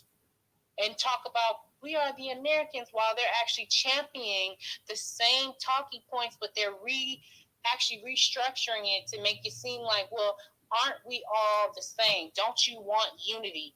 If unity was the name of the game, the moment you land in this motherfucker, you would have been like, how do I help the people that live here? What do I need to do to get the people that live here? No, instead, what are they talking about? McCarthy was talking about, was it McCarthy, Nancy Pelosi, and Mitch McConnell. Was it Mitch McConnell? I be getting their goddamn names mixed up. What's that old man with the glasses? Oh, Mitch McConnell. The bitch, the man like a bitch. Mitch McConnell. Mitch McConnell. The one from Kentucky. That, right? The one from Kentucky, yeah. Yeah, he was. And he was the one on talking about something, we need more immigrants to come into the country. And guess who's starting the case? No, Schumer. Yep. That's Schumer. Schumer's a Democrat. Yeah. Yeah, the Democrat guy. The Democrat. Right. He was saying the population is declining and we need more immigrants to come into the country. Now we're going to fix what's happening with the birth rates of our people and stop killing black men and black boys in the street and black women and people in their homes or medical apartheid. We want to bring in more people who literally had a vendetta against America. So not only are we running, we're going to run the British Crown people up in here. We're going to run the people who had a war with Britain at the time when they actually kicked out the conquistadors and got their asses off the land. So, the Latinos is like, we got to take our shit back. And then now they trying to run the Irish and the Jewish folks back up here. So all I'm going to say is the war is so multifaceted. These people are trying to use party, and I said it earlier, on both sides to make folks think that they're your friend, but they have not passed not an iota of repair for the American descendants on either side.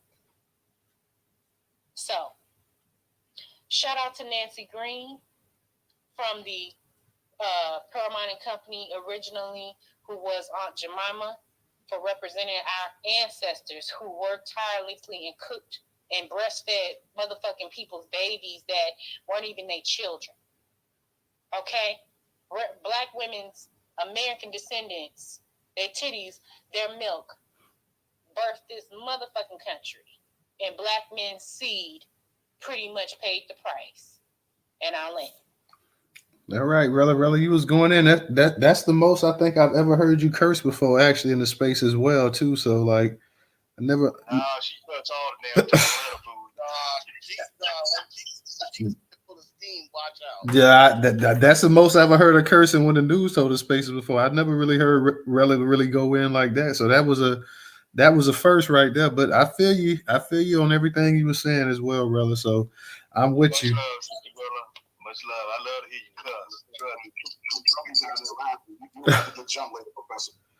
cuss. She said, and they titty fed the babies. Hey, Stephanie, go ahead and unmute your mic. Hey, I just wanted to comment on Ben Stein.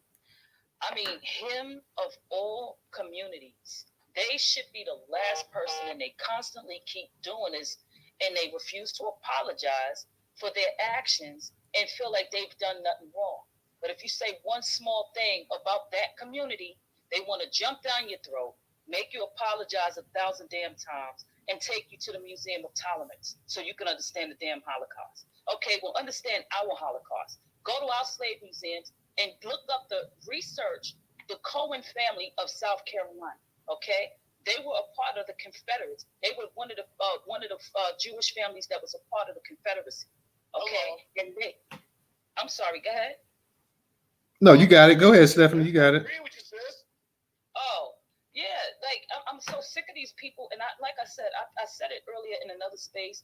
Black America, please do not be afraid to call these people out for the anti-Black American racists that they are. These people are racist as hell. Call them out. I don't care about anti-Semitism, all right? I am anti-Semitism, okay? That means I'm against a so-called Semite that's against my people who are Jewish, okay, of Hebrew descent. So they better stop playing. Like, I'm really these people, and I call them out every chance I get. I'm always calling them out. So if I can constantly call these people out without worrying about being labeled as an anti-Semite, then I think everyone else should. And I think, and I'm just gonna land right there. These people getting them. No, Stephanie, you can't land. You gotta put a cherry on top. Them are Germans. They from Turkey. They Arab. They the ones that talk about some. They don't even want to tell you in the Bible what Jesus' feet and hair look like, because every time you mention it, they'll be talking about something. Well, that's not our religion. Well, if it ain't, then what is your religion? Because last I checked, y'all got a whole history of migration. Exactly. And it sure ain't come from Africa. And ask where they really, how come they got kicked out of so many different countries also. Ask why they got kicked out of Saudi Arabia. Ask why they got kicked out of Spain. Last place that couldn't tolerate their antics anymore was what? Germany. The Nuremberg trials, the Holocaust. And as sad as all of this stuff is, that's the only number that they're pushing, and Hitler killed about 12 million people. But nobody talks about the other 5 million people that was murdered. They only talk about the 6 million that was there.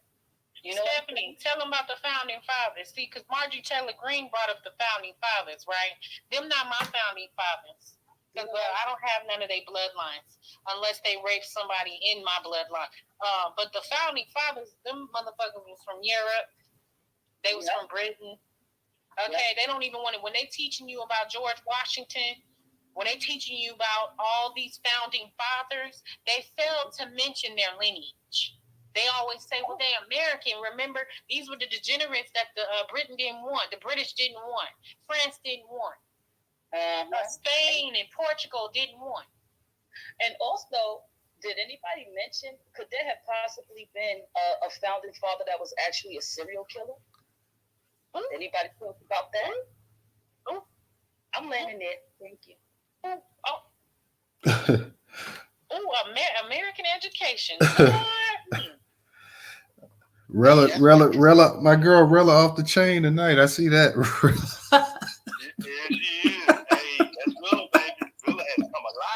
What? Rella, like I told her, I was the space started. I said, Rella, it's been a little minute since you was up in the space, because I was up in her space on Saturday, but Rella coming back in, she making her presence felt tonight, so I like that. Original, what's going on? Greetings, everybody. Peace. Black power. Hey, Original. Miss you. Hey, Professor DJ, y'all hold it down real quick for me. All right, go ahead, Original. How you doing tonight, bro? I'm doing great, man. How you doing? Well, I'm doing good, man. I'm ready for some of that knowledge you about to kick to us. Okay. Well, let me start with Ben Stein, because see, I'm gonna tell y'all, until we start disrespecting people the way they disrespect us, so fuck a goddamn fake Jew. And you know what we'll do to a fucking fake Jew today? We got a damn microwave oven. We can do it quick, fast, and in a hurry. And I don't give a goddamn who don't like it. So y'all fake Jews, you go and tell that. Yeah, I said it, and I say it to your face. If you're gonna disrespect me, I'm gonna go beyond that, because I got a big microwave oven for you. And if you don't like it, I don't give a damn. You can run to the Congressional Black Caucus or anybody. You ain't got nobody to run to, because see, I really don't give a fuck. Fuck a fake ass Jew. So that's what I think about Ben Stein. You know, and see, this is what we're gonna have to start doing to these people. When they disrespect us, it's like what's the sister was it Welsing? What she said, when they go low, we go lower. And that's why I'm saying, fuck a goddamn fake ass Jew. Okay? And I don't give a fuck. And I'm glad this space is being recorded. Yeah, you can go ahead and play it all over any media you want to. Because I really don't give a fuck. If you go up there, you're gonna disrespect me. Oh, we can play that game all day long, because I really don't give a fuck. You know, because I got a big old microwave oven just waiting for you. You see? So that's how we have to do it these days, people. When they go after us, we come after them. And as far as this old dried up, I'm just gonna be real nasty tonight, because I feel like just being nasty. As far as this dried up cunt, Marjorie Greene, yeah, I call you a cunt. I don't give a damn about you. or anybody that look like you. Because see, that's my thing. We're gonna have to just start my motto is this: do unto others as they do unto you. They treat you nice, you treat them nice. They treat you wrong, you do them worse than what they're trying to do to you. I don't give a fuck what they say. Hell, we've been through enough and still going through it. But when they come out with some crazy shit like this, that's when it's time. To. It's just about like did y'all see this video of this sister? She was in like a DMV office or something, and this white girl gonna have the nerve to put her foot. That sister came out of her shoes and she beat the hell out of that girl. Oh, that's a classic video right there. That's so classic. Yeah. She beat the hell out of her. And that's what we gotta start doing, people. I don't give a fuck if a fucking fake ass Jew don't like it. These people went into Kemet without a religion and came out with one and claimed it as theirs. Even some of their own people have talked about them, saying they're not who they say they are. Original, you better tell it. That's why they opening up all them damn tombs. They trying to find themselves. They can't find themselves. Oh, there you go. See, there you go. Because they are not, and don't be fooled. They are not connected to us in any way. All they have done, because remember when they was going after Kyrie Irving? I hit some of them so hard. They were trying to say that, blacks and Jews, we've always had a relationship. I said, no, we haven't.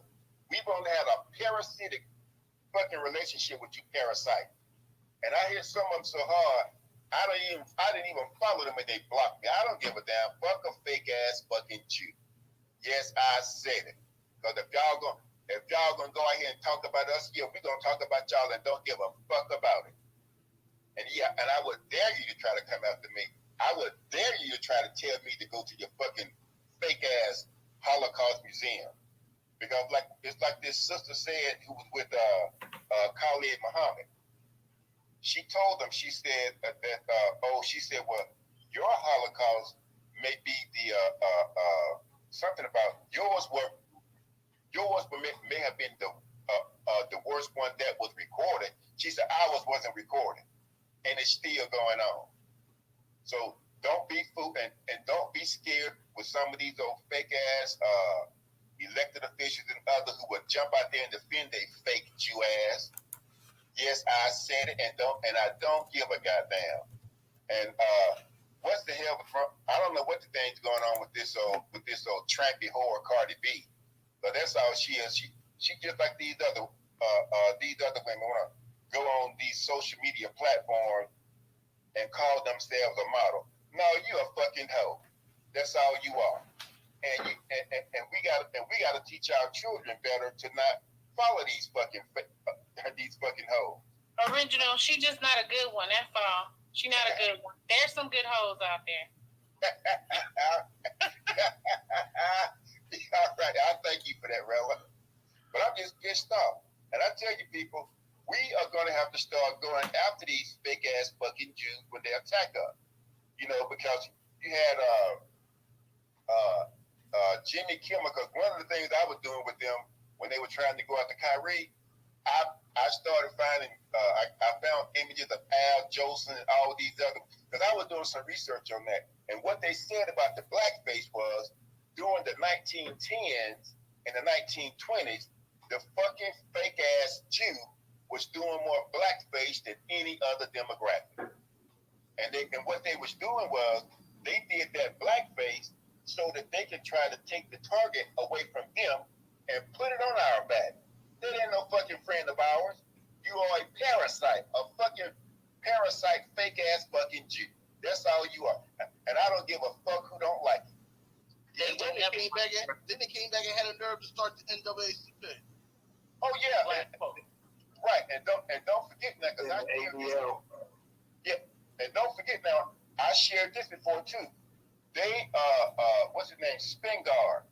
They had the boys. See, during Reconstruction, it was the fucking fake ass Jew that was exploiting the situation down here in the South. And Du Bois wrote about it. But when they did the original printing of that book back in the 90s, I think it was either the 90s or the early 2000s. It was the 90s. Okay. What happened was, in that original printing, Dr. Du Bois, he called them out. He said it was Jew, the fucking fake Jew, that was exploiting the situation. And then Spingard and the rest of them, they had him to change the fake Jew to an immigrant. So people who read that book after they changed that word, you would think that it was some immigrants coming from somewhere else in the world or who was already here that was exploiting the situation. But it was, as always, it was that fucking fake ass Jew. That's who it was. And we have to remember that. Don't let their old fucked up religion and the fucked up God try to make you think you're something else. But there was an article, and I can't find it right now. It was called something Judeo something, where they was talking about that other religions pray to their fake ass fucking God. I don't give a fuck. I don't want to hurt anybody's feelings. I'm about to say so. I guess they better calm down a little. Go ahead. You cook. All thing I can do with their fucking fake God is grab him and cut his goddamn head off and throw it in a goddamn ditch. That's what I don't think of your goddamn religion, and you fucking fake ass Jew. Yeah, I said it, and don't give a fuck who don't like it. So if any of them in here, you go and tell them that I said it, and I don't give a damn, and I'll land with that. I will say this. I will say this much, right? Let me say this much right here.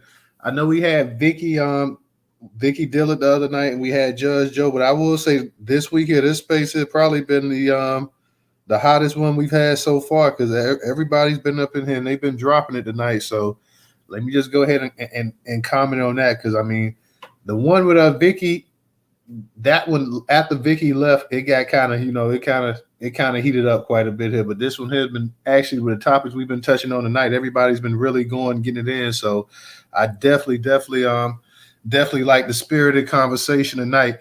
DJ Professor, y'all want to add something too? Because let's go ahead and get the co-hosts up in here. Y'all, I know DJ, you've been kind of quiet tonight. Professor, I know you've been on it a little bit as well too. Rella, I know you've definitely been giving it. Rella, you had a little something to drink tonight or whatnot? Thursday, ladies' night at the liquor store. I just had a lot to get off my chest. Oh, okay. And I'm upset. Listen, if Twitter is trying to censor my account, I need to get it out while I can. And honestly, these last couple of weeks have been just tumultuous, and I'm really tired of seeing the degenerate behavior, especially coming from that camp with Reverend Tim and Aaron hosting an uncomfortable conversation. I said, so they must be trying to take the place of Emmanuel Aiko. See, when white people feel like they are the arbiters of let me be the one to bridge the gaps, they're the last ones who need to be talking about bridging motherfucking gaps because they can't even talk about the gaps that are broken in between the white community. They're all different.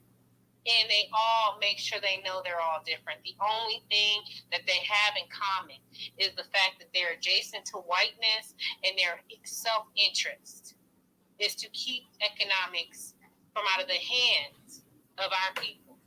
And they will give it to immigrants, and still be running around here talking about they patriotic, and they're not. They're far from it. So I don't have any respect for that bullshit, and I just been listening to that, Marjorie Taylor Greene and all of the rest of the degenerates, and they asses getting called out. It's 2023. It's called gut check time, and I'm with Wesley. They take us slow. We dragging them straight to hell. Real talk. Let me give a shout out real quick to 400. 400, thank you for your contribution on Cash App as well too. We got it cooking tonight, y'all. So definitely let's keep this thing cooking. We normally shut it down around by 10 some, but we're gonna keep it cooking for a little bit longer because we everybody's in here. They dropping some fire tonight. So I definitely don't want to shut it down right now. Let's keep this thing rolling if we can. If y'all got something else y'all want to add to, DJ, I know you had your hand up. Stephanie, I'm gonna let you go ahead, and then DJ, you go after her. Let me say this real quick before you go, Stephanie. Is it not? Cardi B, didn't she used to, like, when she worked at the strip club, didn't she used to drug men too and rob them as well too? Hey, let me hop in there. Go ahead. Be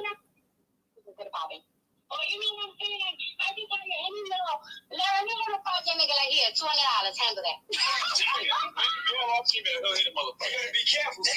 Yo, if a nigga cheat on me, I'll be that guy. I'm gonna take him out. We're gonna get drunk. I'm gonna get him all perked up and everything. We're gonna have a good time. Get him super twisted. Then bring a bitch around. We're gonna have a threesome. And when he wakes up, he's gonna be like, what the fuck? Yeah, because the bitch was a tranny. I mean, like, yup, we had a threesome with a tranny. Yup.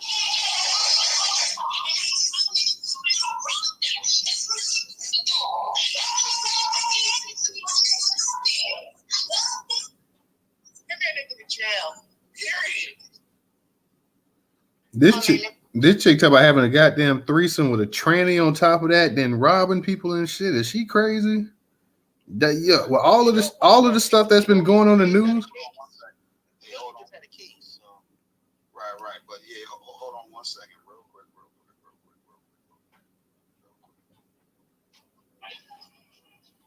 Cardi B is protecting herself and show that something's gone wrong where she claims she drugged and robbed men.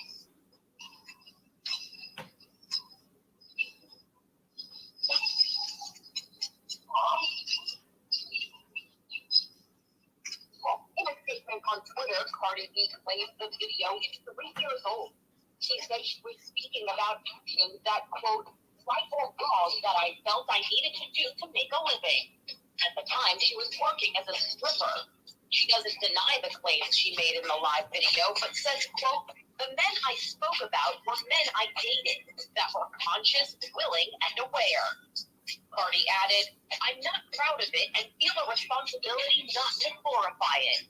I was blessed to have been able to rise from that, but so many women have not. But social media was not so quick to forgive. The hashtag surviving Cardi B is trending, a play on the title of the docuseries Surviving R. Kelly.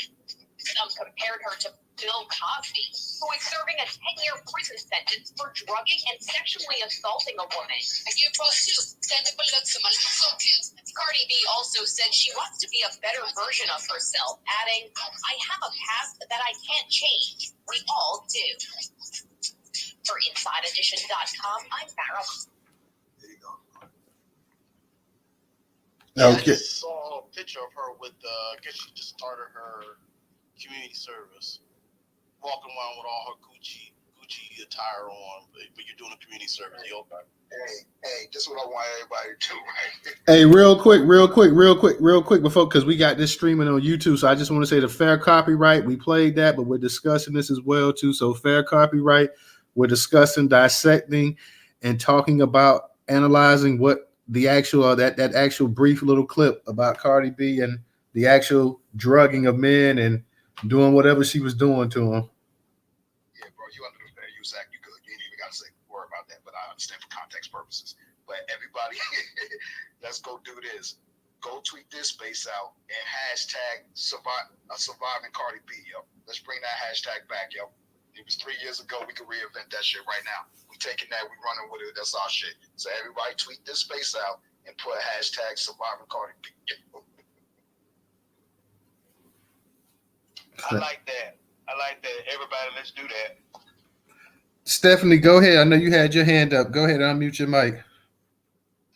Okay, I just wanted to say this one last thing, and that's it. I don't know if Van Jones will ever hear this message, but for him apologizing to the black community, to the Jewish community from the black community, on behalf of the black community, I say to you, Van Jones, fuck you. That's it. Thank you. You're welcome. that was quick and brief. Yeah, Professor. I know you had your hand up before too. Did you want to say something, Professor?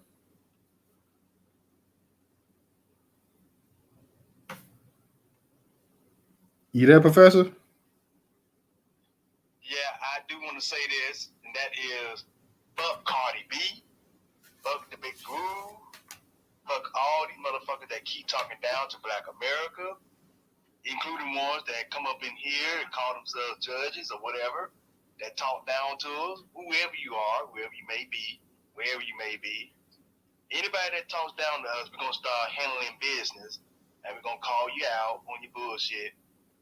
And that includes you, Ben Stein, and any of you other Jews or whoever. We're going to call you out on your shit. It's just how it is. Judge Joe Brown made a very good point, y'all. And we got to get to that point. And we should have been at that point where we need to start looking at violence. What's wrong with violence? See, when you sit down and just let people run over you, that's not doing you any good, right? It's not doing any good at all. You got to stand up. And Brother Malcolm X, y'all, we honoring him this month. Remember, that was one of the things that he talked about, that we have a right to defend ourselves. And that's what we must do at all times. When you see another fellow Black American in trouble, that's being jumped or being attacked by one of them Caucasoid or by some other immigrant, don't just stand there talking about recording something. You got to jump in. That's right. Put that phone down. Yes. You got to step in. You got to get in there. And I land my plane there. Professor, I'm gonna say this for someone who's picked up a law book. Find someone to record and hold the camera, and then get everybody else or someone else to help you jump in. See, because we have to have image, and we're gonna have to have ass whooping if that's the case. I'ma just land there. Hey, real quick. I want to say something. I want to tell with the Asian community. There was an article in the NBC News this week that said something that we already know, that the Asian community and their anti-Asian hate, along with the news reports, social media, have done a number on Black Americans with this bullshit that majority of the aggressions that are against Asians, the perpetrators are Black. Well, if you look at on my page, you'll see I posted NBC News. There was a study, multiple studies, that said 75% of the violence against Asian people before the pandemic, during and now after, 75% of them are from white men. And you think about this, folks, as I said to you earlier today, Black people's despair and pain, Black people's dehumanization is everybody else's profit. Congresswoman Grace Meng of New York City was able to use civil rights that Black Americans fought for, blood soaked on this soil, to fight for civil rights, use that sort of shoulders of Black Americans' ancestors, and got Asians to be a protected class status within 65 days of the Biden-Harris administration. Yet, Black people are still 40 years asking to be a protected class. Okay? Take a look at that, and I want you guys to post that and repost it. 75% of the perpetrators in anti-Asian hate violence are white men. Has nothing to do with Black people. But again, Black people as everybody else's whipping stick. Thank you. And these are the same people that used the Civil Rights Bill to get rid of affirmative action in UCLA. And now they're trying to do the same thing in Maryland. I forgot which school they're trying to use it for, but they're trying to get rid of affirmative action. That's right. And you can't rely on the CBC because they're bought and paid for, so they ain't for Black people. DJ, can you play that interview with Tucker Carlson and the Indian guy he was interviewing? I need people to hear what that guy said, because he mentioned affirmative action, and Tucker Carlson goes, affirmative action is actually instituted throughout our country. And he goes, well, if I'm president, I would dismantle that. And people who are like me and who came into the country like my parents, we need more people like us. Please play that interview so people can hear and understand what we're saying. See, because Reverend Tim was actually supporting this degenerate, and then Denise and I had to literally point out some issues. See, some of y'all swirlers up in here, y'all gonna get your feelings hurt fucking around with me. And I've been really nice. I've been really, really nice, and I've let shit slide.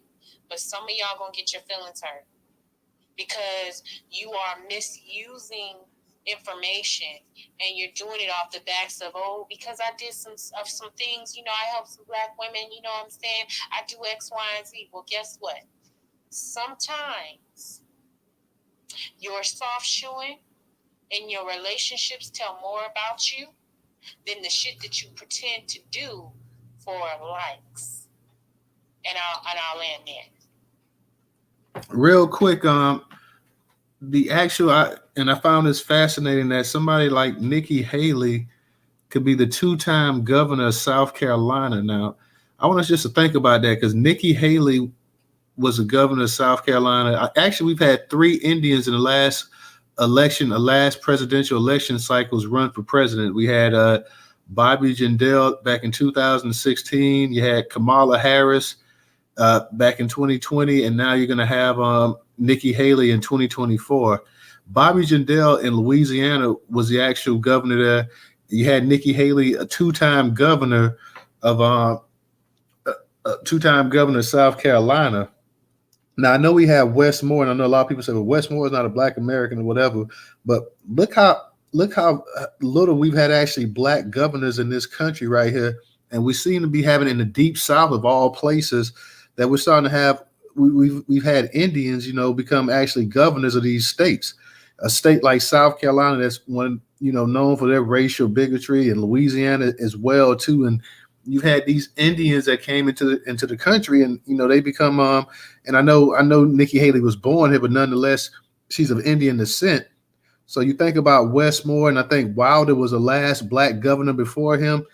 So in modern times, you've had 2 Black governors, but then, like I said, you had, I mean, within a relatively short time, you had Bobby Jindal and you've had Nikki Haley as governors here in the Deep South as well too. So I just want everybody to think about that for a second.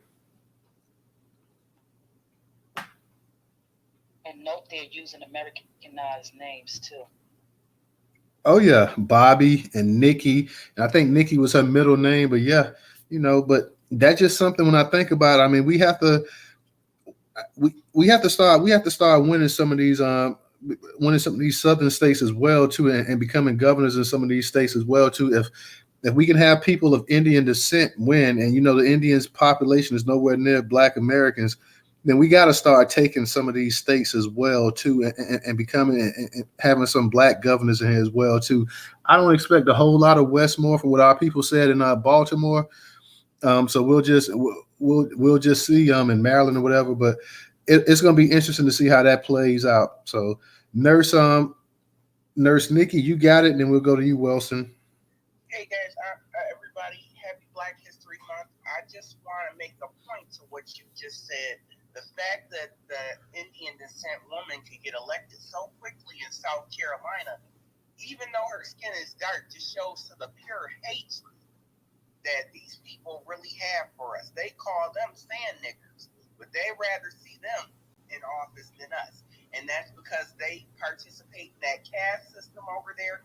You seen what happened at Google, how the lower caste was going up against the higher caste in the Indian community. They squashed that and shut it down and called it woke culture. So these people, they're classified as Caucasians. They are white supremacists. And that's all I'm going to say. Thank you. Wilson, DJ, I don't know if you get a chance that tape that Send it to me. I was in back tweeting something, but yeah, get in the jumbotron, y'all. Top left side, retweet that. Surviving Cardi B. We not a minstrel show. We are hip hop, aka the Jam. Remember, hip hop. There was no hip hop. It was called the Jam. You feel what I'm saying? We go to the Jam. So let's go. You know what I mean? You got it, Wilson. No,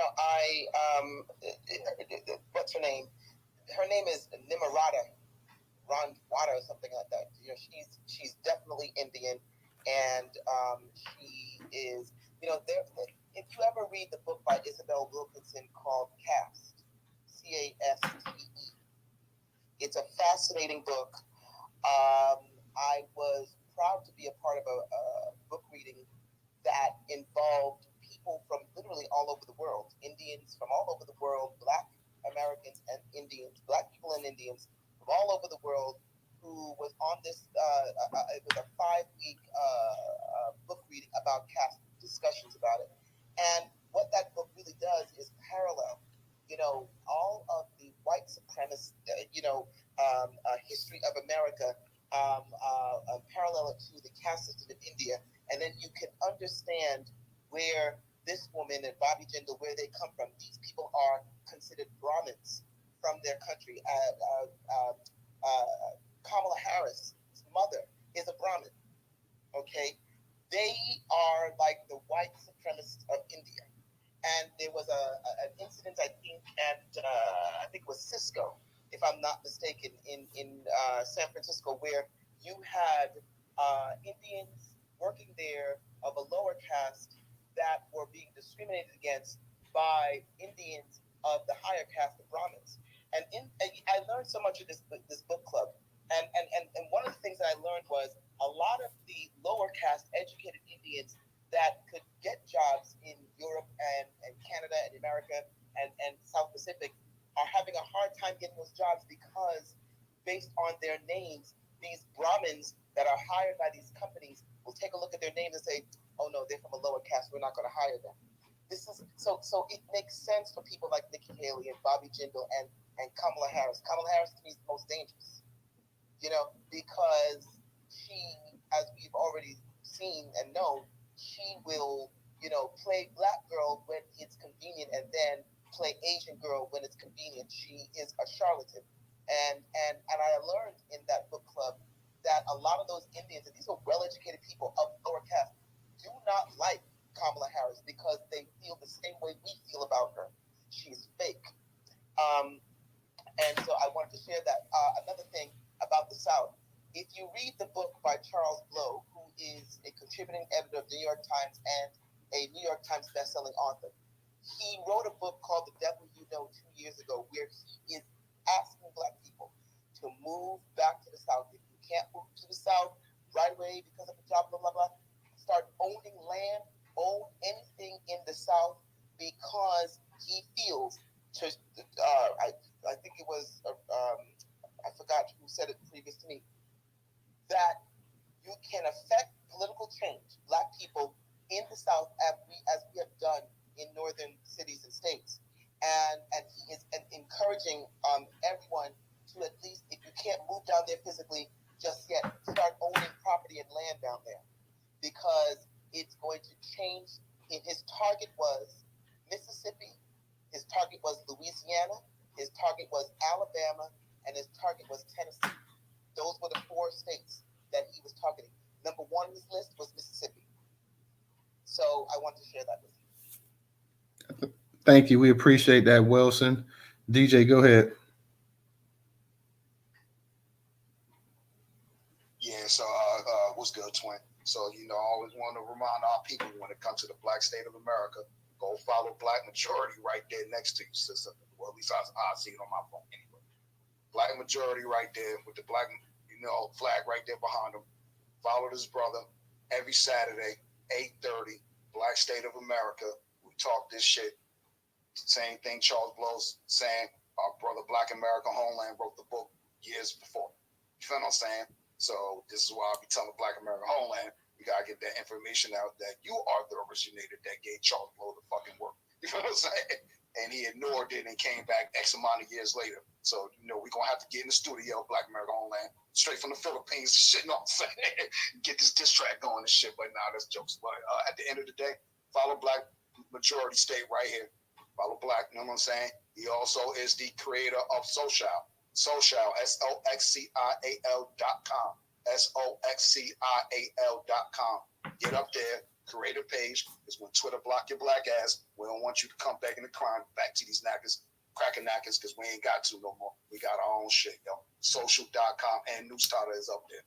You mad? Oh yeah, y'all definitely. That's what we always talking about. How we getting shadow banned on these white owned social media platforms and stuff. We need to go ahead and start supporting these black owned social media platforms. You mad either since I want to talk to you. I'm just saying in general. You my 20. We got to go ahead and we got to start making our way over, man, and start trying. Nobody's saying to get rid of your accounts on these major platforms. We're just saying just go ahead and add another account. It ain't gonna hurt you. So go ahead, add another account, come up in there. Let's go ahead and start creating some dialogue on some of these black owned social media platforms, and social is a good one to go ahead and do that on. So let's go ahead and create that dialogue. We don't have to worry about being shadow banned and harassed and this and that or whatever. Not only that, man, but I think we all kind of see with some of these Twitter spaces and stuff that's going on and just a constant back and forth, man, that, it's really hard to have a real dialogue sometimes because, people are just beefing and going back and forth on like stuff that really don't really matter at the end of the day. You got it, Original. Yeah, I just wanted to say what Sister was saying about that book, Cass. But we also have to look out for the people in India who are called the Dalits. And Brother Runoko Rashidi, he had a great relationship with them because that word Dalit means crushed, broken, oppressed. And how there was one guy, his name was Velu Anamale. He came over. Velu, he lived here. He was living in Texas, and he's an engineer by trade. And he wrote this book about Gandhi, how Gandhi was a racist and all this and whatever. And see people, because I tell you, and we have to understand the fact that we got some of our people like years ago in this book. Velu, he documented how Mrs. King, now I love you, Mrs. King, but sometimes when you're wrong, you're wrong. She was going to put up a statue of Gandhi down there near the King Center. But luckily, it was a beautiful sister and a strong brother in this city. They blocked that from happening because they went to the legislature and somebody here, and they showed them what a racist Gandhi was, and that it would just be disrespectful to black people to put up a statue honoring that piece of shit. So we have to understand and make sure that we are as well versed as we can be, so that we can come after some of this stupidity when people want to try to attach races to us and say that we should revere them. No, we're gonna give them the same energy that they give us. Just like I said about Ben Stein, the fake ass fucking Jew. So I just wanted to say that because, and not only that, I know at one point Runoko had traveled to India several times. And I know one time he said it was this, he said that the people, they were just like very poor. And he said they offered him, food. And he said the conditions wasn't so favorable, but he said, I had to sit and break bread with them because for me to not break bread with them, it would have been disrespectful. Because see, the Dalits are treated, if you thought we were treated bad, they are treated way worse than we are. And he said it would have been a sign of disrespect to them, thinking that what they had wasn't good enough for him to have, And so he shared, and he said there was on one occasion when he traveled there, and he said this lady kept looking at him, and she kept, and she said, something about, I feel it. I'm paraphrasing them, but I feel you are connected to me. I feel that I am a part of you. And she said something to the effect of, and I have love for you. And they were always very hospitable to him. They welcomed him into their fold. But see, he was inspiring them. And then it got so bad that the old fake ass so-called upper class Indians, they told him if he came back to India again, he might not leave out alive. This is how racist and evil these fucking people are. And that bitch ass cunt Kamala Harris, yeah, I call you a bitch ass cunt. I don't give a goddamn who don't like it. If you say, oh, you know, you never call a lady that, she ain't no goddamn lady. She's a goddamn hoe. Okay? So let's just put it up at that. And I'll land with that. She an extra hoe. She said no to reparations for you Negroes. Kamala. I see that they talking about secretly that Joe Biden also may be thinking about not running for re-election. So I know Praise the Lord. No, my bad, son. Go ahead. Praise the Lord, though. I know the Democrats will be happy about that. He can't even walk down the military line without help. Come on now. Exactly, man. That dude they was with over there in Ukraine was helping him to walk. Did y'all notice that? What's that president's name over there in Ukraine? Ulinsky, yeah. He was having to help the dude walk, man. The dude can't even walk by himself, y'all. And what the hell is Joe Biden doing going to Ukraine anyways? Promising them more of our tax dollars. He promised that America is going to support their welfare. Did y'all not see that? He already gave him like $30 billion worth of equipment and everything else, and I forgot how much and how many billions in cash. How much more they gonna need? It's over 100 billion. It's over 150 billion, I think, at this point, bro. But hey, that's why Putin's ready to lay the hammer down. Yeah. Team Putin. Team Putin. But don't fuck with the black people, because we ain't got no problem with you Russian. You know what I'm saying? Y'all see what's happening here, though, right? See, this is what these folks do. These folks are giving away tax dollars that belong to us that really could be going towards reparations for Black Americans. That's fine. That's 1% down. 1% down. Dang. I'll take that 1% right now. You know what I'm saying? Yeah. Man, this man over here giving away money to neo-Nazis. I don't give a fuck what happens to Ukraine. They can blow that bitch up, as far as I'm concerned. Russia can send missiles over there and just blow it off the map. Hey, real quick, though, Professor, don't forget the Budapest Accords. You feel what I'm saying? Back in '93 when Gorbachev was president. You feel what I'm saying? And Russia promised then, all right, we won't knock these cracker-knackers off the map. We know they are cousins from another centuries ago. We won't kill them, but they can't have no nuclear arms. And that's been the deal all this time. So why we sticking our nose in that shit now? You feel what I'm saying? Amen. We shouldn't be sticking our nose in that neo-Nazi shit over there. Let them motherfuckers blow each other up over there. Look, I don't give a damn about neither one of them. Putin or that Ulinsky or whoever the fuck they are over there, because they even tried to come down on Black America. Y'all remember Toto held a space on that where they was talking mad shit about us over there in Russia, and we over here in America. They had the nerve to bring Black America's name up in their mouth over there in Russia. Now, so far as I'm concerned, they can blow each other off the map, and that'll be rid of some of our European problem right there. See, that'll take care of some of that. Right. Yeah. These piece of trash is the piece of trash was bringing our name up. Like you're right, Professor. We had it. Oh, okay. Hold on, real quick, Sassy. Yeah, but we had that space, and they was talking about it was one of the upper Russians up there talking about basically blaming the decay of the Russian state and the youth and whatnot on Black American and the music and this and that. Like, look, we 5,000-6,000 miles away from your dumb ass. How are we to blame for what's going on? First off, your people, a bunch of drunks over there. You live in a damn igloo. You always been the trash of Europe. So don't sit over here blaming us for whatever issues y'all got. Whatever issues you got, y'all communists. You keep your people with shotguns behind a wall and everything else. So don't blame us on the issues that y'all having over there in your country. Go ahead, Sassy, real quick. Good evening. Just 30 seconds. Look, I already greet y'all. Greetings to everybody. Look, grace and peace. Now, why is it Jim Crow Joe taking all this money over to Ukraine? Embezzling, what do you call it? Money laundering.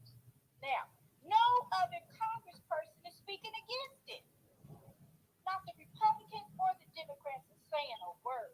Because their names are tied to it. And Mitch McConnell, which the one with the turkey neck? The one that's got the turkey neck, he always looked like he was buttered down with oil or something. Mitch McConnell. Yeah. No, Mitch McConnell, he looked like an uncircumcised. And so, but his name, his name is all on it. He came out and stated, this is the war that's really important. And the Republicans right now are standing behind Biden in regards to Ukraine. Well, here's the thing. Paying their Social Security and pensions and welfare is not a part. That doesn't have nothing to do with the United States, first of all. And everybody knows this. You know, it doesn't. We know it doesn't make sense. You know, but we know the deal not number one. You know, so I had a Ukrainian student, and he was doing things to my other students, and he wouldn't tell me. I said, what's wrong? You know, he was doing things because they're real tall, the Ukrainians. He was doing things to my other students, and when he finally told me, I said, well, why didn't you tell me? You know, that he was hurting him, you know, and all of that. And so, but anyway, that's neither here nor there. That's kind of, but no, everybody can see it. They're in on it. Well, send over 30 billion and then we all get a piece of it. So that's what it is. Back to Kamala Harris. Were you all the ones talking about she's a Brahmin Indian? She's a Brahmin in her mother was Brahmin. Yeah, that bitch is Brahmin. She also a hoe. She a hoe too, by the way. She's a Brahmin hoe. Well, you that's right. Say it with me, Brahmin hoe. And it with me. Her way to the top. You know how they do. Ask Montel Williams. No, that's a different. She didn't speak. Actually, Brown. She did the mayor. She did the mayor. The mayor of California. No, she didn't sleep her way to the top. Let's stay corrected. She fucked her way to the top. There you go, original. There you go. So, we know what's going on, and this is the worst I've seen. I've seen a lot of U.S. presidents, but I ain't seen this kind of money laundering. This is sad. And then they're gonna cut our Social Security. Oh no, I know a lot. Well, remember now, we dealing with a guy that's got dementia that's sitting up in his Oval Office, y'all. I'm sorry, but this man got dementia. If you look at him, Sister Sassy, he can barely walk by himself. Just look at him on the videos. He had to have help walking everywhere. He looked like he lost. And I said, man, they gotta get this man out of office. This Joker, Mr. Magoo. If he gets out, I will not be Forget that. He like that old cartoon that my dad and them used to watch and stuff. Mr. Magoo still had a little bit of wit left.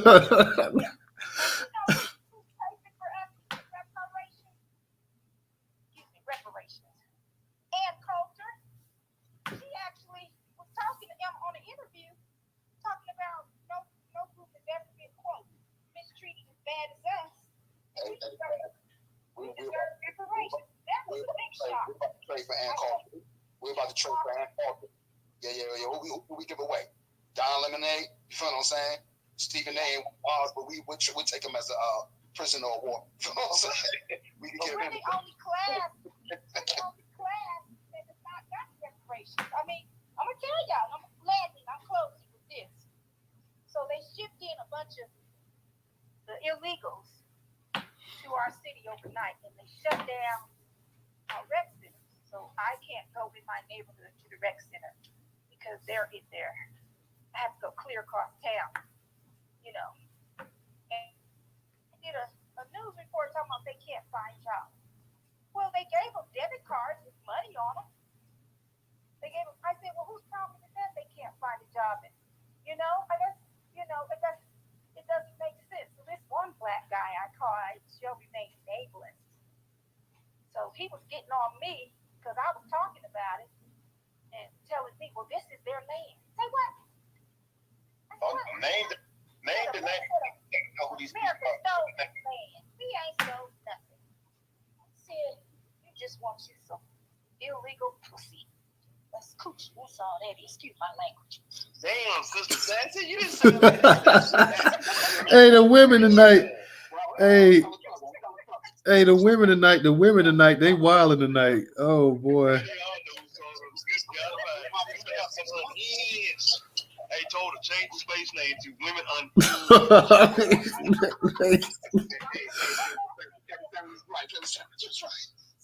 With your mic, brother. Don't even come off your mic, brother. You know I was about to, right? You know I was Don't about do it. to. Don't do it. It's Thursdays. It's Thursday. It's ladies' night. I'm chilling. See, I'm going in tonight. So I'm Black American. I'm what a Black American birth tier, family birth tier looks like. You know what I'm saying?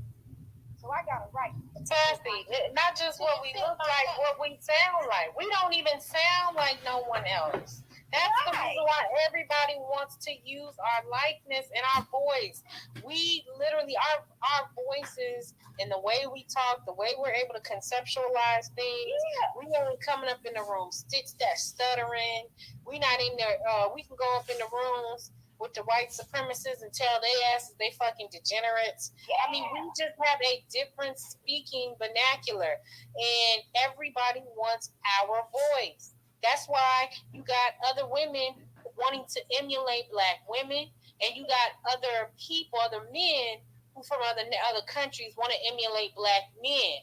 See, everybody want to be Black American until it's time to be Black American descendant. Yeah. Okay. All right. I got you. Yeah. Oh yeah. Yeah. The women are on fire tonight. That's all it is. The sisters are on fire too. That's right.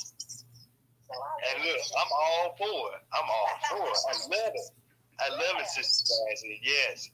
And Rilla here, Rilla has led the way tonight, y'all. So we got to give it up for Rilla tonight. Can I just say something who also I called out because he speaks off code is that goddamn Deion Sanders. Did you hear that shit that he was talking about? I heard that earlier. Somebody told me that. Yeah, he said about recruiting kids from a 2-parent household who was smart to play quarterback. Terrible. And then said, and then go say the D lineman. He said, well, you know, all the D linemen, those are single mother households right there. You know, they out there trying to, you know, they gotta come and they gotta work. You know what? This is what I'm gonna say to y'all, all y'all motherfuckers out there shaming single Black mothers. This is what I'm gonna say to y'all asses. Deion Sanders. Because, you know, I was caping for his ass with the Jackson, Mississippi thing, but now I'm back to why I don't fuck with prime time. And this is what I'm going to say. The reason why, this is what I'm going to say. No, listen. For every single Black mother, there is a single Black man out there. So every time you open and fix your motherfucking lips to shame and degrade a single Black mother, you make sure that you tucking your dick in between your balls and going after the man that made them children with that woman. So for every single Black mother that got her child through school and got her child in college playing football so they can be around a fucking Deion Sanders. That's right. The single Black fathers that belong to them damn children better fucking wake up. Okay? Because some people do co-parent very well. And some of y'all asses got problems. And you don't want to admit that shit. Deion Sanders was wrong for that shit. And again, this is the reason why people are cold and hot with his ass, because he sat up there with them 2 white journalists, not journalists, them anchor men, was kicking and laughing and shit when he was talking about single Black mothers, and every Black man, and they was laughing, eating that shit up, and every Black man under the sound of my voice need to be tearing his ass a new asshole. Fuck prime time, because that was not no prime time shit. That was degenerate. And you know what? Hold on, let Rella go ahead real quick. Hold on, and I'm gonna say this one last thing.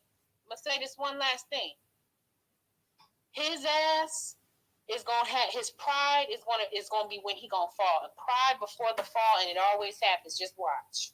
That's right. Pride. Now, real quick, let me add to this real quick. Hold on, real quick. Let me add to it. Hold on, real quick, y'all. Let me add to this real quick. and I'm in agreement with you on this too, Riley, because I'm a big Deion fan. I watched him growing up and stuff, playing at Florida State. But I can't really go ahead and co-sign this. For one, Deion Sanders himself comes from a single family home. So to sit up here and go ahead and throw that kind of shade, and that's the kind of stuff, if you've been watching football throughout the years and stuff like that, if you grew up watching football in the 90s, you know exactly the kind of stereotypes they used to put on black quarterbacks about not being smart enough, not having enough intelligence to read a playbook, yada, yada, yada, yada, yada, yada, yada. They're not cerebral enough and this and that and all this other kind of stuff. To sit up here and to say that, hey, you have to have two parents to play quarterback, but hey, you can just basically be a big rugged defensive lineman and basically dumb and just had a size and the athleticism and you can play defensive line. That's just not really the thing to say that. And there's no way we can really spin this. What Deion said. There's a lot of people that want to see Deion Sanders fail, but the way they felt that he did Jackson State. Now, I went ahead and I was one of the ones to say, hey, Deion gave to Jackson State. He did what he had to do. He moved on or whatever. No hard feelings.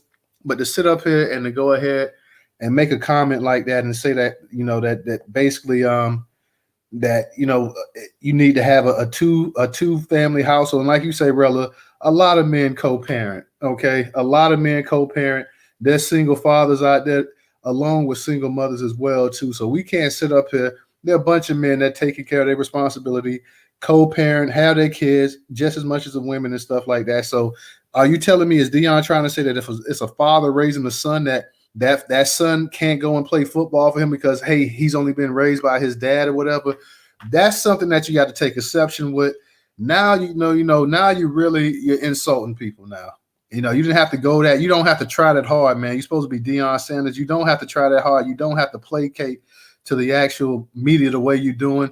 You want to go to Colorado, a program that none of us thought you should have went to, yet you went ahead and you decided to go to Colorado. Don't sit up here and just go ahead and become a major ass kisser right here, man. That's no point. You didn't need to say that. All you need to go out there do is coach and recruit at a high level, and you can win. But you don't have to throw black parents underneath the bus, whether that's black women or black men. Because like I said, you yourself came from a single family home, okay? So you can't sit up here pointing the blame at people and this and that or whatever. I know Deion also was saying that FAMU didn't try to recruit him coming out. And Deion, you was not going to go to FAMU back in 1985. No way in hell. You was going to go to Florida State. Even though Florida State wasn't what they became later on, no way were you going to go to FAMU. So let's just stop that as well, too, because the FAMU athletic director, Ken Riley, who just became a member of the Hall of Fame, said that, hey, Deion, we tried to recruit you. So don't sit up here saying that stuff. Don't sit up here disrespecting black families, black men, black women. A lot of black women have successful kids and stuff that play football and stuff like that. You have no right to sit up here and say that, hey, that you have to have a two-parent household or whatever like that to play quarterback. It goes back to that old stereotype that and it used to be that black men was too stupid to play quarterback. They couldn't understand complex systems. They was too stupid to play offensive lineman.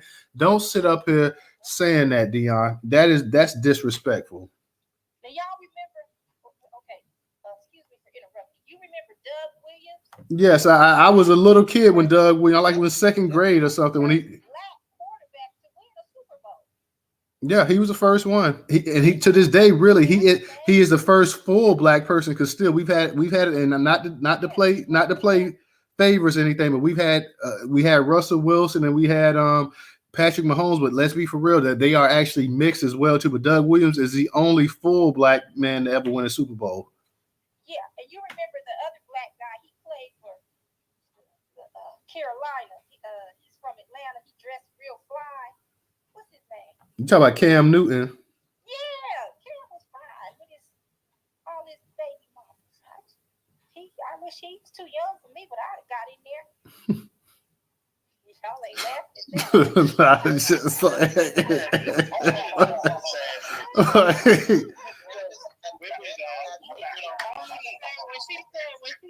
When she said he was fine, I left it at that. Hey, look,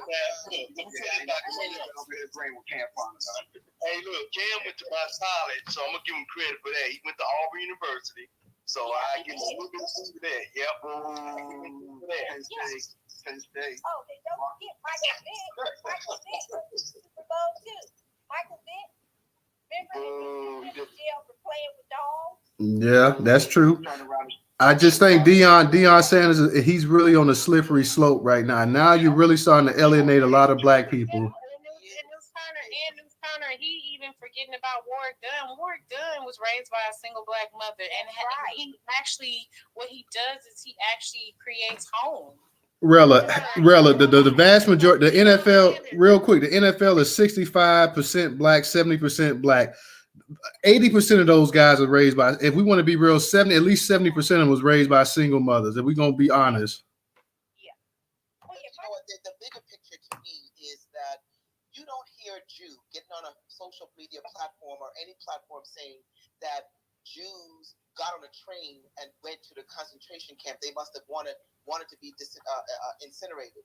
Like Kanye West said about black American slaves, they must have wanted to be slaves, to have been slaves for so long.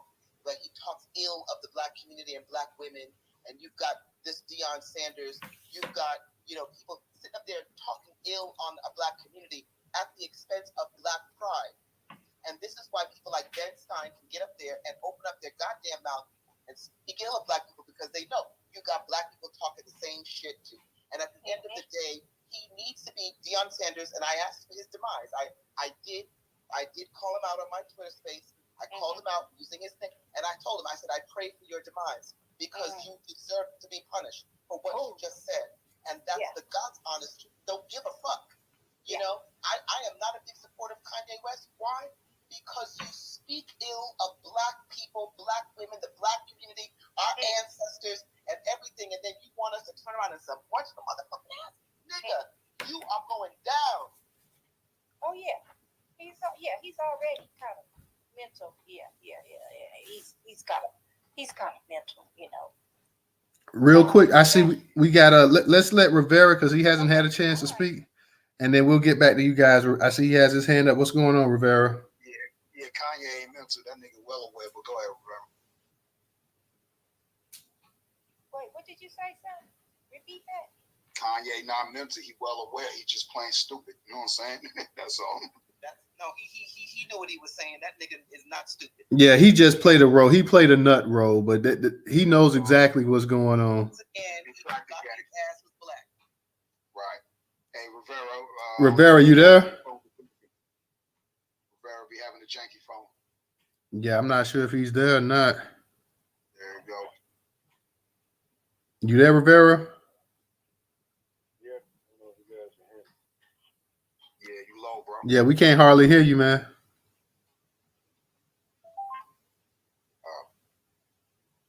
hold on. Should have fixed it. Hello? Can you hear me? Yeah, we can hear you. We can hear you now. Okay. So I've been sitting there for a minute, just kind of listening to everybody speak. I had saw the whole Cardi thing. Am I saying something? No, you got it, bro. Go ahead and speak. Okay. I saw the whole Cardi B thing. Same thing with the Ben Stein. I wasn't too sure about what Michael Irvin, Major Taylor Greene. I guess I just heard about that. I guess I go down line and try to be as quick as possible. As far as the Cardi B situation, I mean, I try to separate entertainment from real life. I know that these things are dangerous as far as the way it makes a lot of us look. I always use the narrative. You'll see a lot with a lot of the immigrant groups. They like to say that black men are the most violent. With white people, they'll say that black men are the most violent. But no one in here, when they post all those pictures of all these criminals, no one in here looks like that or associates with them. And if you have a family member, most of the time it's like you either know that they're innocent or you know that they were fucking from the beginning. There's really nothing you could have done about it, or a family member or something like that. So I use the the narrative. If I'm not doing that, you can't really lump me in that group with these niggas that are doing this dancing, chicken and shit like that. Now, does it need to be addressed? Yes. I think that, sitting down and probably talking to these dudes, or having somebody like a Tariq or somebody talking to these dudes, and not the jokey kind of shit. And hey man, come on. And if they don't get it, if they want to talk about the money thing and all that, they should understand the consequences that come, because they're out in public, and some of us are getting pissed to the point where we might, like brothers and sisters said earlier, get violent. And being big is not going to save you from a bullet. I'd hate that would happen to him. Something bad would have happened to that guy or the chicken dude. But I think that there are people who will probably be angry enough to hurt somebody in that manner, or beat them, or jump them, or something of that manner. So I think Cardi B should pretty much, I like Louis Farrakhan when he puts his finger to his mouth, just be quiet on these situations, because you're going to end up getting one of these dudes hurt really bad. We're at war right now, and you really think about I looked it up. The definition of war had it.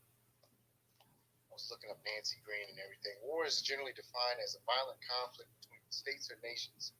Nations go to war for a variety of reasons.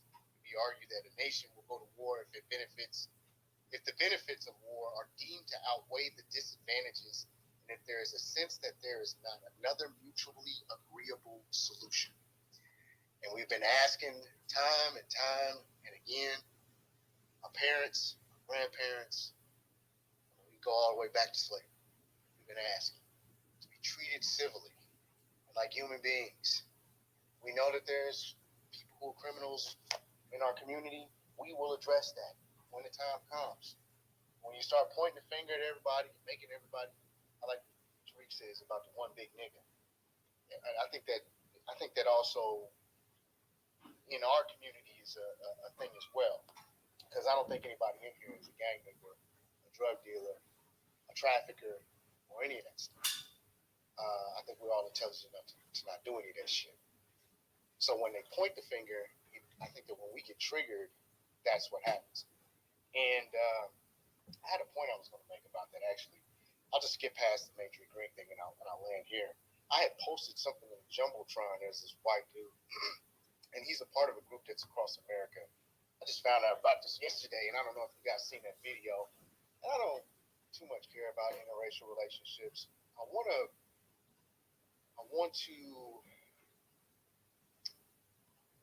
highlight these guys, the Goyim, whatever group that's in this news thing. These guys are looking for, there's a newsreel, and it explains that these guys are looking for people to be triggered by the things that they say. So there's a video that's out with this guy that's with a white girlfriend. And this guy is, in their face, and he's saying, hey, did you know that interracial dating, blah, blah, blah. He just keeps going on and on with these tropes, which is fine. I agree with some of the stuff that he was saying. But I can see how somebody who would be triggered, because everybody now in the threads that are under this video are like, they should have put this guy's ass, they should have did all this stuff. And I think that brother could have avoided that situation by not being with that white girl. And had it been a black couple where it was a black dude, a black woman, it's like we all the thugs and everything else. I still think that we got to be careful and choose our battles wisely. I like the, I'm going to be all over the place all the time. But I like the idea of having a video you have to do like this. And I want to say this. That group, the Goyim group, they're looking to trigger black folk like these people do on the app, and they're doing it in public now. Remember, we used to say these white people aren't doing this in public. They don't got the balls. They only say the N-word and stuff like that through the internet. Well, now they're doing it, and they know how to legally get you to try to do something so they can have you put away. Whether you hurt them, whether you, whatever, they're doing this to try to get black people all like us, who have common sense, to be put away so we won't have a voice on these applications or in public anymore. And I say that to say this. We got to be more strategic as far as, I'm not saying not take a nonviolent route, but like the dude earlier said, as far as how we talk to them, like how the Jews, you got to be a little more disrespectful going lower. Like Dr. Cress Wilson said, unfortunately, using verbal like things to get, if they want to talk about black criminality, we can talk about their white criminality. If they want to talk about how we're slaves and all that stuff, we can talk about whatever. They inbreds and they're pedophiles. We just got to keep going lower and lower. Like you like to fuck children. Don't call them pedophiles. Just say they like to fuck kids. That I think would be more offensive than just saying that they're pedophiles or that they like to fuck their sisters. And there's proof of it. We have this data and this data and this data because Interpol has a lot of data. If you look it up on these white people who travel across the United States and not the United States, these third world countries to sleep with children. So I think that if you get under people's back and forth, either they'll do one or two things, they'll either leave you alone or they'll want to get confrontational with violence. Now let's talk about the violence, and I promise I'll end. So I want to make sure that we're safe with the violence. I have a felony for threatening white people. I don't want to fuck nobody's ability up to get no guns. I've been a gun owner for almost, I'd say 15 years. I was in the United States Marine Corps for a little while, and now I can no longer own a weapon. I had some really nice shit too. That's neither here nor there. What I want to avoid is, and I know we can still get them, how we can get them, right? But I want to avoid having a weapon in your car, you got a felony, and you get pulled over. Because that's going to be a bad deal. I want to make sure that you're going to do something, make sure it's videotaped, and make sure that you're not the aggressor. I mean, we know that that's common sense. Everybody knows that. I think that we get triggered easily. I get triggered too sometimes by the shit that you crackers say and these motherfuckers say. But we can't let it go to the point where we're threatening these motherfuckers, threatening to kill them. That's why I fucked up. I also made bomb threats. And I had some materials some military books, won't go into that. And that got me in even more trouble. But I think that we need to, if we're going to do that, if we're going to say these things and go about doing it the way that we want to do it and tell these people, hey, stop fucking with us, or you're going to cross the line and something bad is going to happen, we need to make sure that the first punch, there's a thing in the military called the ROE, which is the rules of engagement. The first punch that is thrown, the weapon is drawn, hey, that's your ass. And there shouldn't be any ifs, ands, and buts if we got it on film and we have to take these people's lives. And that's just, it is what it is. And regardless if it's in front of their kids, they do it to us in front of our kids.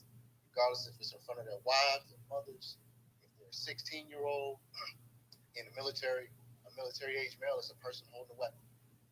Military age female is a person who's holding a weapon. So shit, if their kids want to fuck around, they can get put underneath the ground.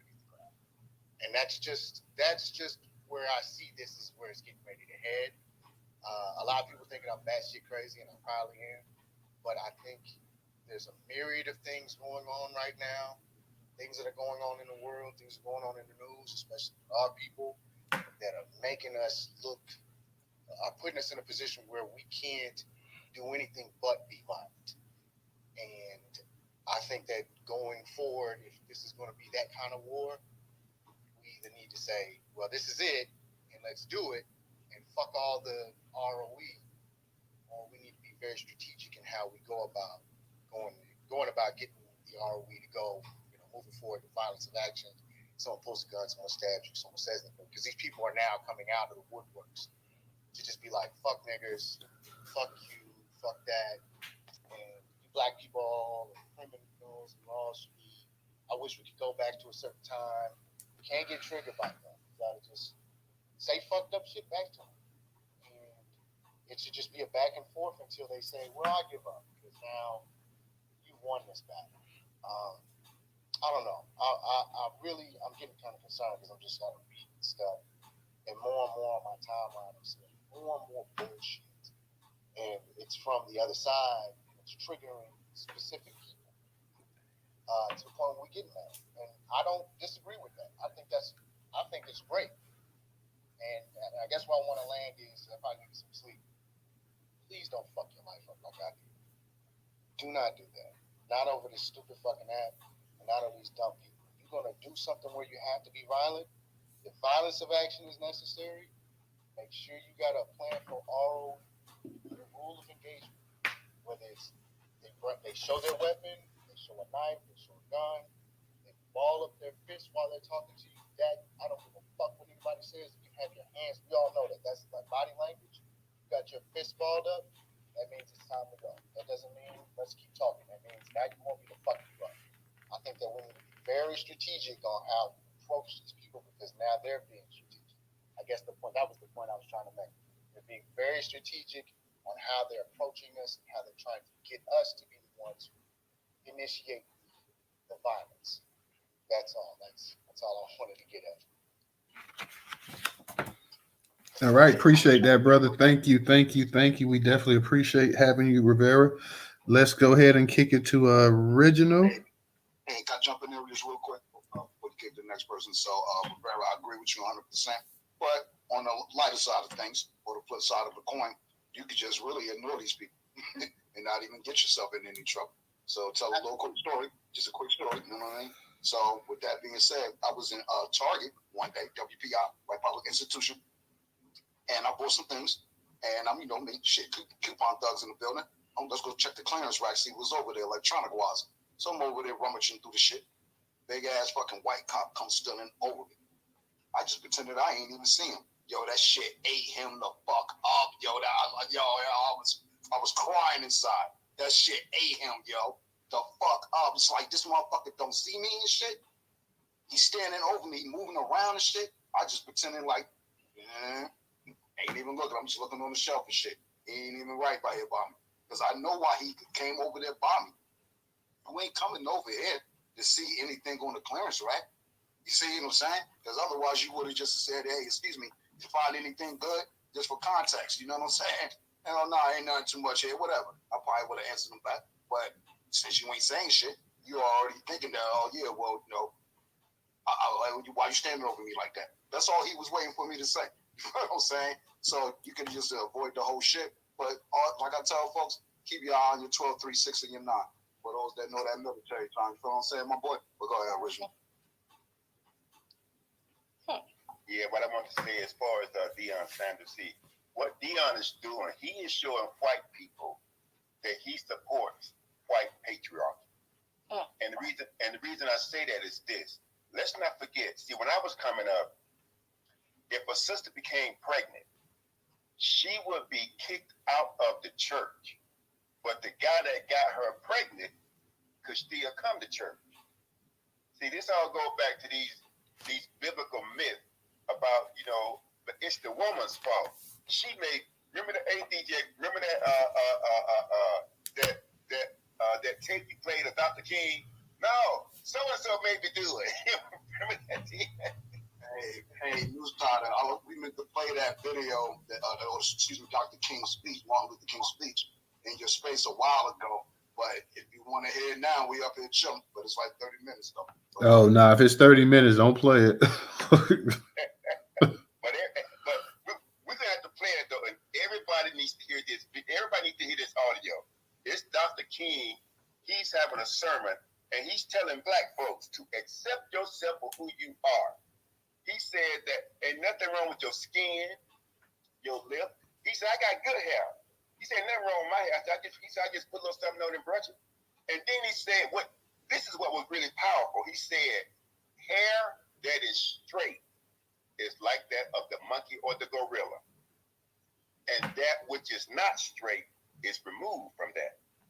So what he's telling us is that we are human. The white folks are animals, below animals. So it is a great listen, and we're gonna have to, play that one night because everybody was just shocked because they had never heard Dr. King speak in that way. See, we always get the I have a dream every year, but that right there, it just blew a lot of people's mind. Yeah, but see, that's what Deion is. He is promoting white patriarchy, and he is showing these white people that see, I speak look good, Sambo. I be coming up in here. I be gonna help your school make all this money. Damn the black schools. We don't give a damn about them. We gonna be over here with Joe. We gonna be over here with y'all. Cause see, I'm gonna tell y'all something. This white guy told me he was that it was like I think I mentioned, and I've mentioned this before. In Alabama, during segregation, there was two like general stores or grocery stores or whatever, right? One was black owned, one was white owned. And if one store didn't have an item that a customer need, they would get it from the other store and sell it to the prospective group, right? When segregation failed, all the black patrons that was going to the black store started to shop at the white store. The black store went out of business, and the black owners of that store ended up working for the white folk. And that's Deion Sanders in a nutshell. Because see, he has to show white people that he's going to be a good little boot-looking Sambo, which is what he is. And when someone says something about going after these people, I didn't. I don't know if I saved it, but there was it was said there was a link that popped up that stated that this white girl spat on this sister, and I think she ended up getting shot. Well, she got anyway. She be dead now. Okay. Now I'm sorry that the sister may have to go through some stuff, but these white folks need to understand we are not the people from the civil rights movement. We would do whatever. We should get our information and send our money because that's what these white people did for Kyle Rittenhouse. Why shouldn't we do the same thing? And they had to do that. And that sister was on plane. She pulled out that strap and hit her, on plane. So they twin, when they go low, we busting the still, fuck that. No, that's right. That's right. That on her, it was in the parking lot of a maybe Target, something like that. And you know what? She stood her ground. The woman that in some states, spitting on somebody is an act of violence. She stood her ground. Man, I think what was that, South Carolina, and then there's a crime there too, by the way, but in like the third degree or something like that. It's a crime. Ground. Because and I don't think this woman was white. I don't know if she was white. Yeah, she was. She was white. Okay, be white like Latina, but I think she was European white. Yeah, she got a little nose. She looked a little dusty, but at the end of the day, she spat on her. And I was thinking about this case because I'm like, if that black woman spat on that white woman, and that white woman got killed, and that white woman would not be in jail today. Exactly. You're exactly right. And see, this is why, and then too, and especially like what DJ said too, when you ignore these people, see, they are so accustomed to us paying attention to them. But see, what they've done is they tried to make anything that we had, they tried to make it bad. It's something is wrong with it. It's pejorative. But see, again, when we do our own thing, and they can't do. No one can do what we do like us. No one can. And so now that we have come into that understanding, the entire world is trying to come after us. But it's not going to work because, like I said, the universe has shifted. It is in our favor now. And it's time for us to step up and use this energy the way it's supposed to be used. And we're going to defend ourselves with it. We're going to push ourselves forward with it. And we don't give a damn who don't like it. Because I tell you, these people, I keep calling them, they are inherently evil. And that you will never find a good white person in this universe. And for those who may not remember, we're in the Milky Way galaxy, and the galaxy sits inside of the universe. So that's why I say there are no good white people in this universe. And I'm gonna land with that, but I just want everybody to understand that. Look, we have to be just like what the brother said. We have to be strategic and responding to these nutcases because they are nutcases, and I have no problem. I don't care if they are a fucking fake ass Jew like Ben Stein. I don't give a damn. Your religion can't. I will stand in your church on the altar and cuss you, your God, and everybody else out. I don't give a damn. That's just how much you. But you know what? You know what original? You know what's dangerous though? What's dangerous is a Black American who actually covers people who they know have a immigrant, connection, and those people are literally running around like, little Hitlers 2.0. Because if you think about it, there was a video I think Black posted it, and shout out to Black Majority State. I think he posted a video of, it was like a bunch of white guys at I don't know if they were in front of like a synagogue or something or whatever. And they were like, look at all these, they was calling all these Jewish people like different names, like harassing them, talking about some y'all going after Palestine and all this other stuff. And I'm thinking to myself, he was like, we giving money to Israel. I'm like, yeah, we need to stop doing that. But see, the one thing Black Americans aren't doing is we're not running around attacking people's religious worship centers. We're not the ones running around shooting up people and hanging, talking about hanging and lynching. There's a woman in oh my God, what state is that? Shoot, I have to go and find that post. The Attorney General is calling for this Black woman. I think she's an attorney. Black might know who I'm talking about. And they are calling for her to be run out of the community. I mean, it's so bad that the Attorney General is trying to file a writ pro quo against her to get her out. And I said, so all this time, the Attorney Generals can actually have a lot of these officials removed, but because majority of them are probably white immigrants or probably white neo-Nazis, they are controlling the authority in these states, and again, they are allowing certain things to happen as long as it fits their pocket until something happens that they don't like. Well, see, that's what. She's gone. She's gone. She left. She was fired today. Oh, she was fired today. Who was fired? Damn. Okay, I gotta get the information. I'm gonna send it to you, Newstoter and DJ. Okay. Trump. Who's fired? Trump, you're fired. Well, see, that's what the January 6th was about. See, again, as long as these white racists, see, the perception was as long as they were attacking Black people, nobody gave a damn. But see, January 6th, they didn't care what your ass looked like. If you wasn't on their side, they was coming after your ass. That's why they were saying, hang Mike Pence. And see, now he's up there trying to defend their ass. He don't want to. Hey, yo, I was laughing when they were saying that shit. Yo, hang Mike Pence, hang Mike Pence. Yeah, exactly.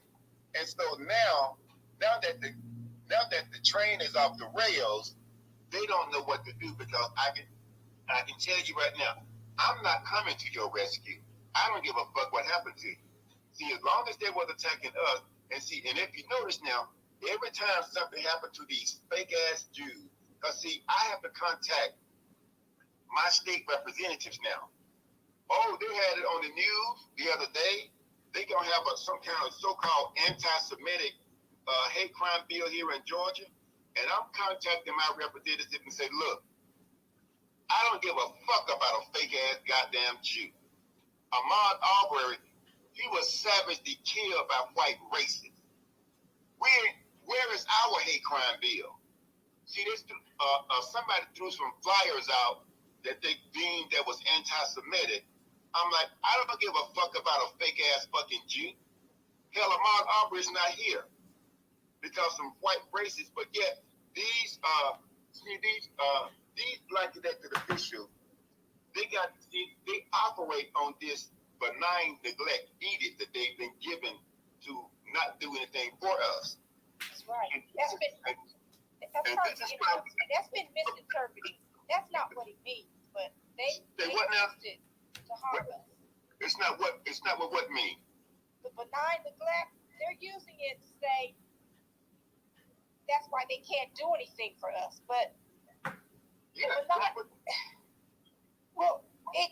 remember, the benign neglect was a law. Well, I don't even think it's a law. Yeah. It wasn't a law. That's what Daniel Patrick Monahan. That's what it came out of that. Right. the Negro family. That's what he came. He said, and he said, just do benign neglect. Don't promise them anything. Don't do a damn thing for them. And that's the edict that black elected official, whether they're on the local, state, or national level. That's what they use though to harm us. But yes, it doesn't apply to our basic, necessities or whatever. They've totally misinterpreted that, I believe, in my opinion. I mean, look, anything. Hey, original, you went right into the matrix, bro. You're in the matrix. Oh, am I still in it now? Then now go ahead, try now. Okay. Yeah, no. That benign neglect has to do with our basic needs. Because if we're not getting the proper resources that we need to take care of ourselves, that's not going to work well for us. That's going to cause people to, that's going to cause people to go into the illicit trades and everything else. So yes, it is time for that, because we cannot and let me share this. See, I got two letters I have to write. One for my state, but three. I got two state representatives and this one old troglodyte. Her name is Nakima Williams. See, I called her office, and I called and asked if she was going to issue, like, how attorneys would issue amicus brief if there's a case that's going on and they want to try to make sure the proper judgment is facilitated, they would issue an amicus brief to the judge. Okay, so I'm asking this lady, Nakima Williams. I'm in the 5th Congressional District here in Georgia, those dumbass John Lewis former district, and she said her little aide, her little sugar tongue aide said that well, she's on the federal level and she's not gonna deal with anything on the local level. I said, let me tell you something. I said it was people on the local level that voted her stink ass into office. See how they try to, like I told him, I said, look, if this had to do with the damn illegal aliens, the damn gays, or the damn Jews, she would not have an issue standing up and issuing some kind of support. She'd be right there smack dab in the middle of it. See, this is why we have to go after these people. They don't speak for us. All they do, they take our vote and they use our vote to represent every demographic except for us. And we have to put a stop to that. But my main thing is, I just want to say how Deion Sanders, he's promoting white patriarchy, and this is not going to be the last time he throws us under the bus. You see, and thank you, Newstoter, for letting us know that Deion came from a single parent home. You see, everybody how the hell you gonna talk about your own mama like that? That lets you know that boy he would throw his mama under the bus and get in the damn bus and run over the bus. Say, well, she ain't nothing to me. As long as I got this paper right here, I don't give a damn about her. That's exactly what he has said. Exactly what he has said. And I'm gonna land on that.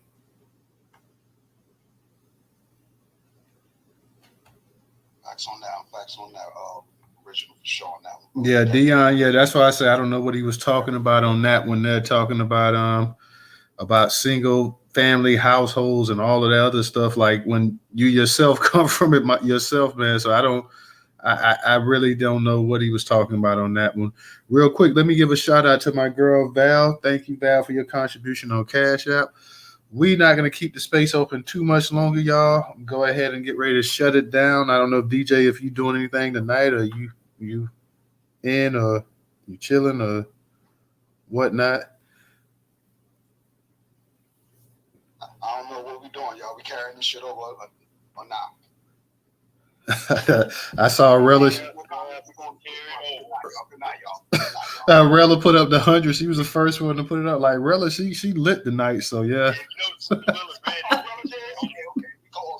think Sister Sassy is ready because she's unhinged. So she's ready. Sassy, if you're nasty. I was like, all night. Hey, the women, they was definitely y'all definitely was y'all was putting it down tonight. I got to go ahead and give you that. Y'all was talking a lot of noise, boy. I was like, whoa. Women Newstoter, but we forgot one that it's one that's missing. I'm surprised we didn't hear from her. That was Trouble. She in here, She in here. Oh, somewhere. trouble chilling tonight. She say she chilling. So Everybody to speak. I said, everybody to speak.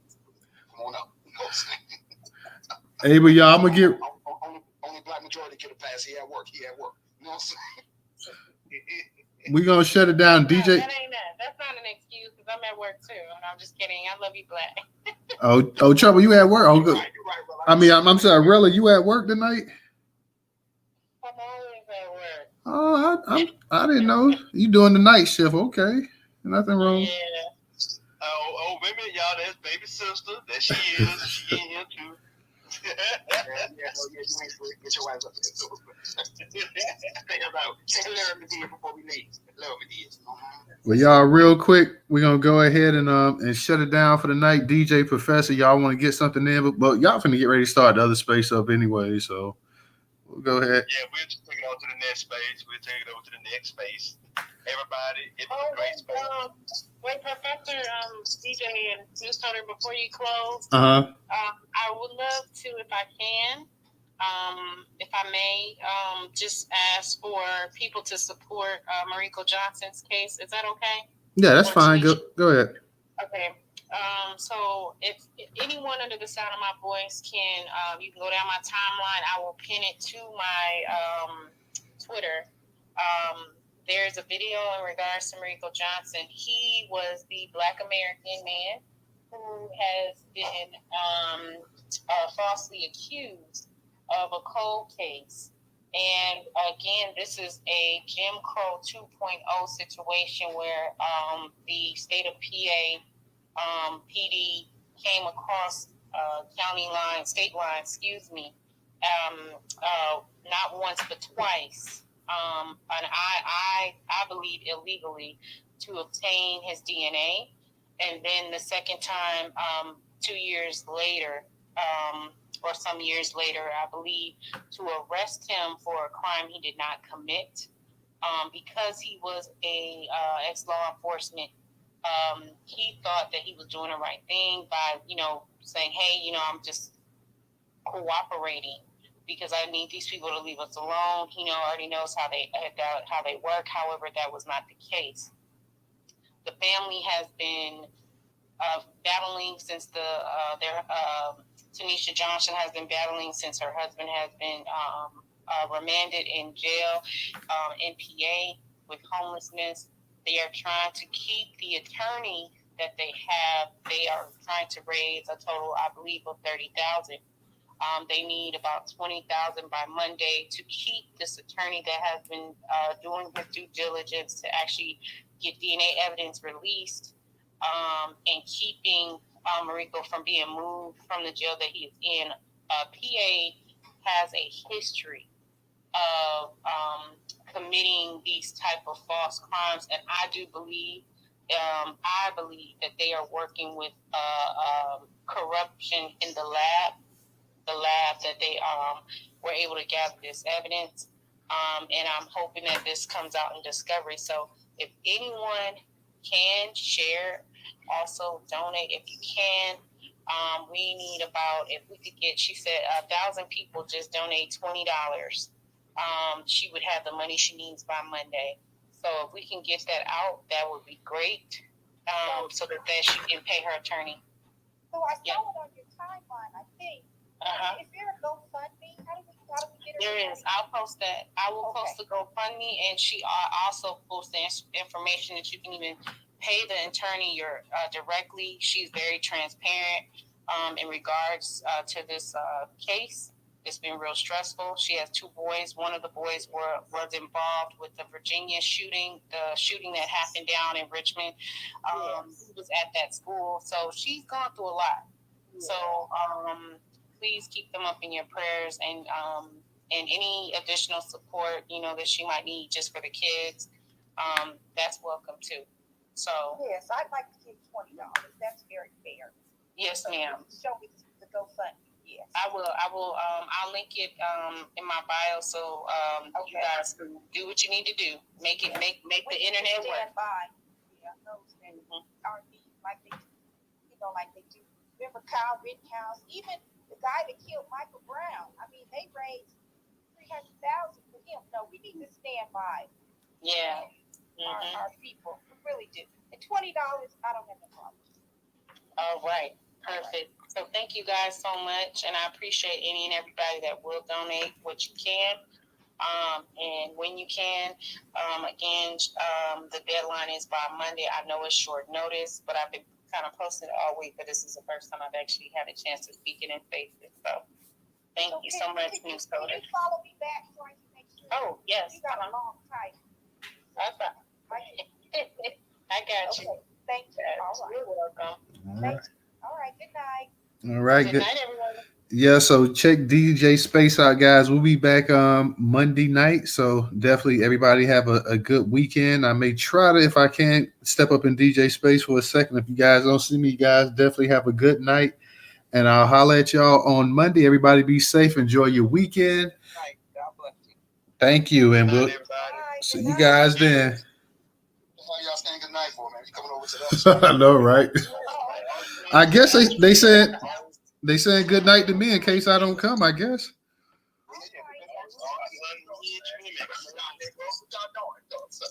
Okay, just send me the link. You know what you have. That's right. All you unhinged women, come on. All right, y'all. Good night out of the Newstoter space. Peace. Peace.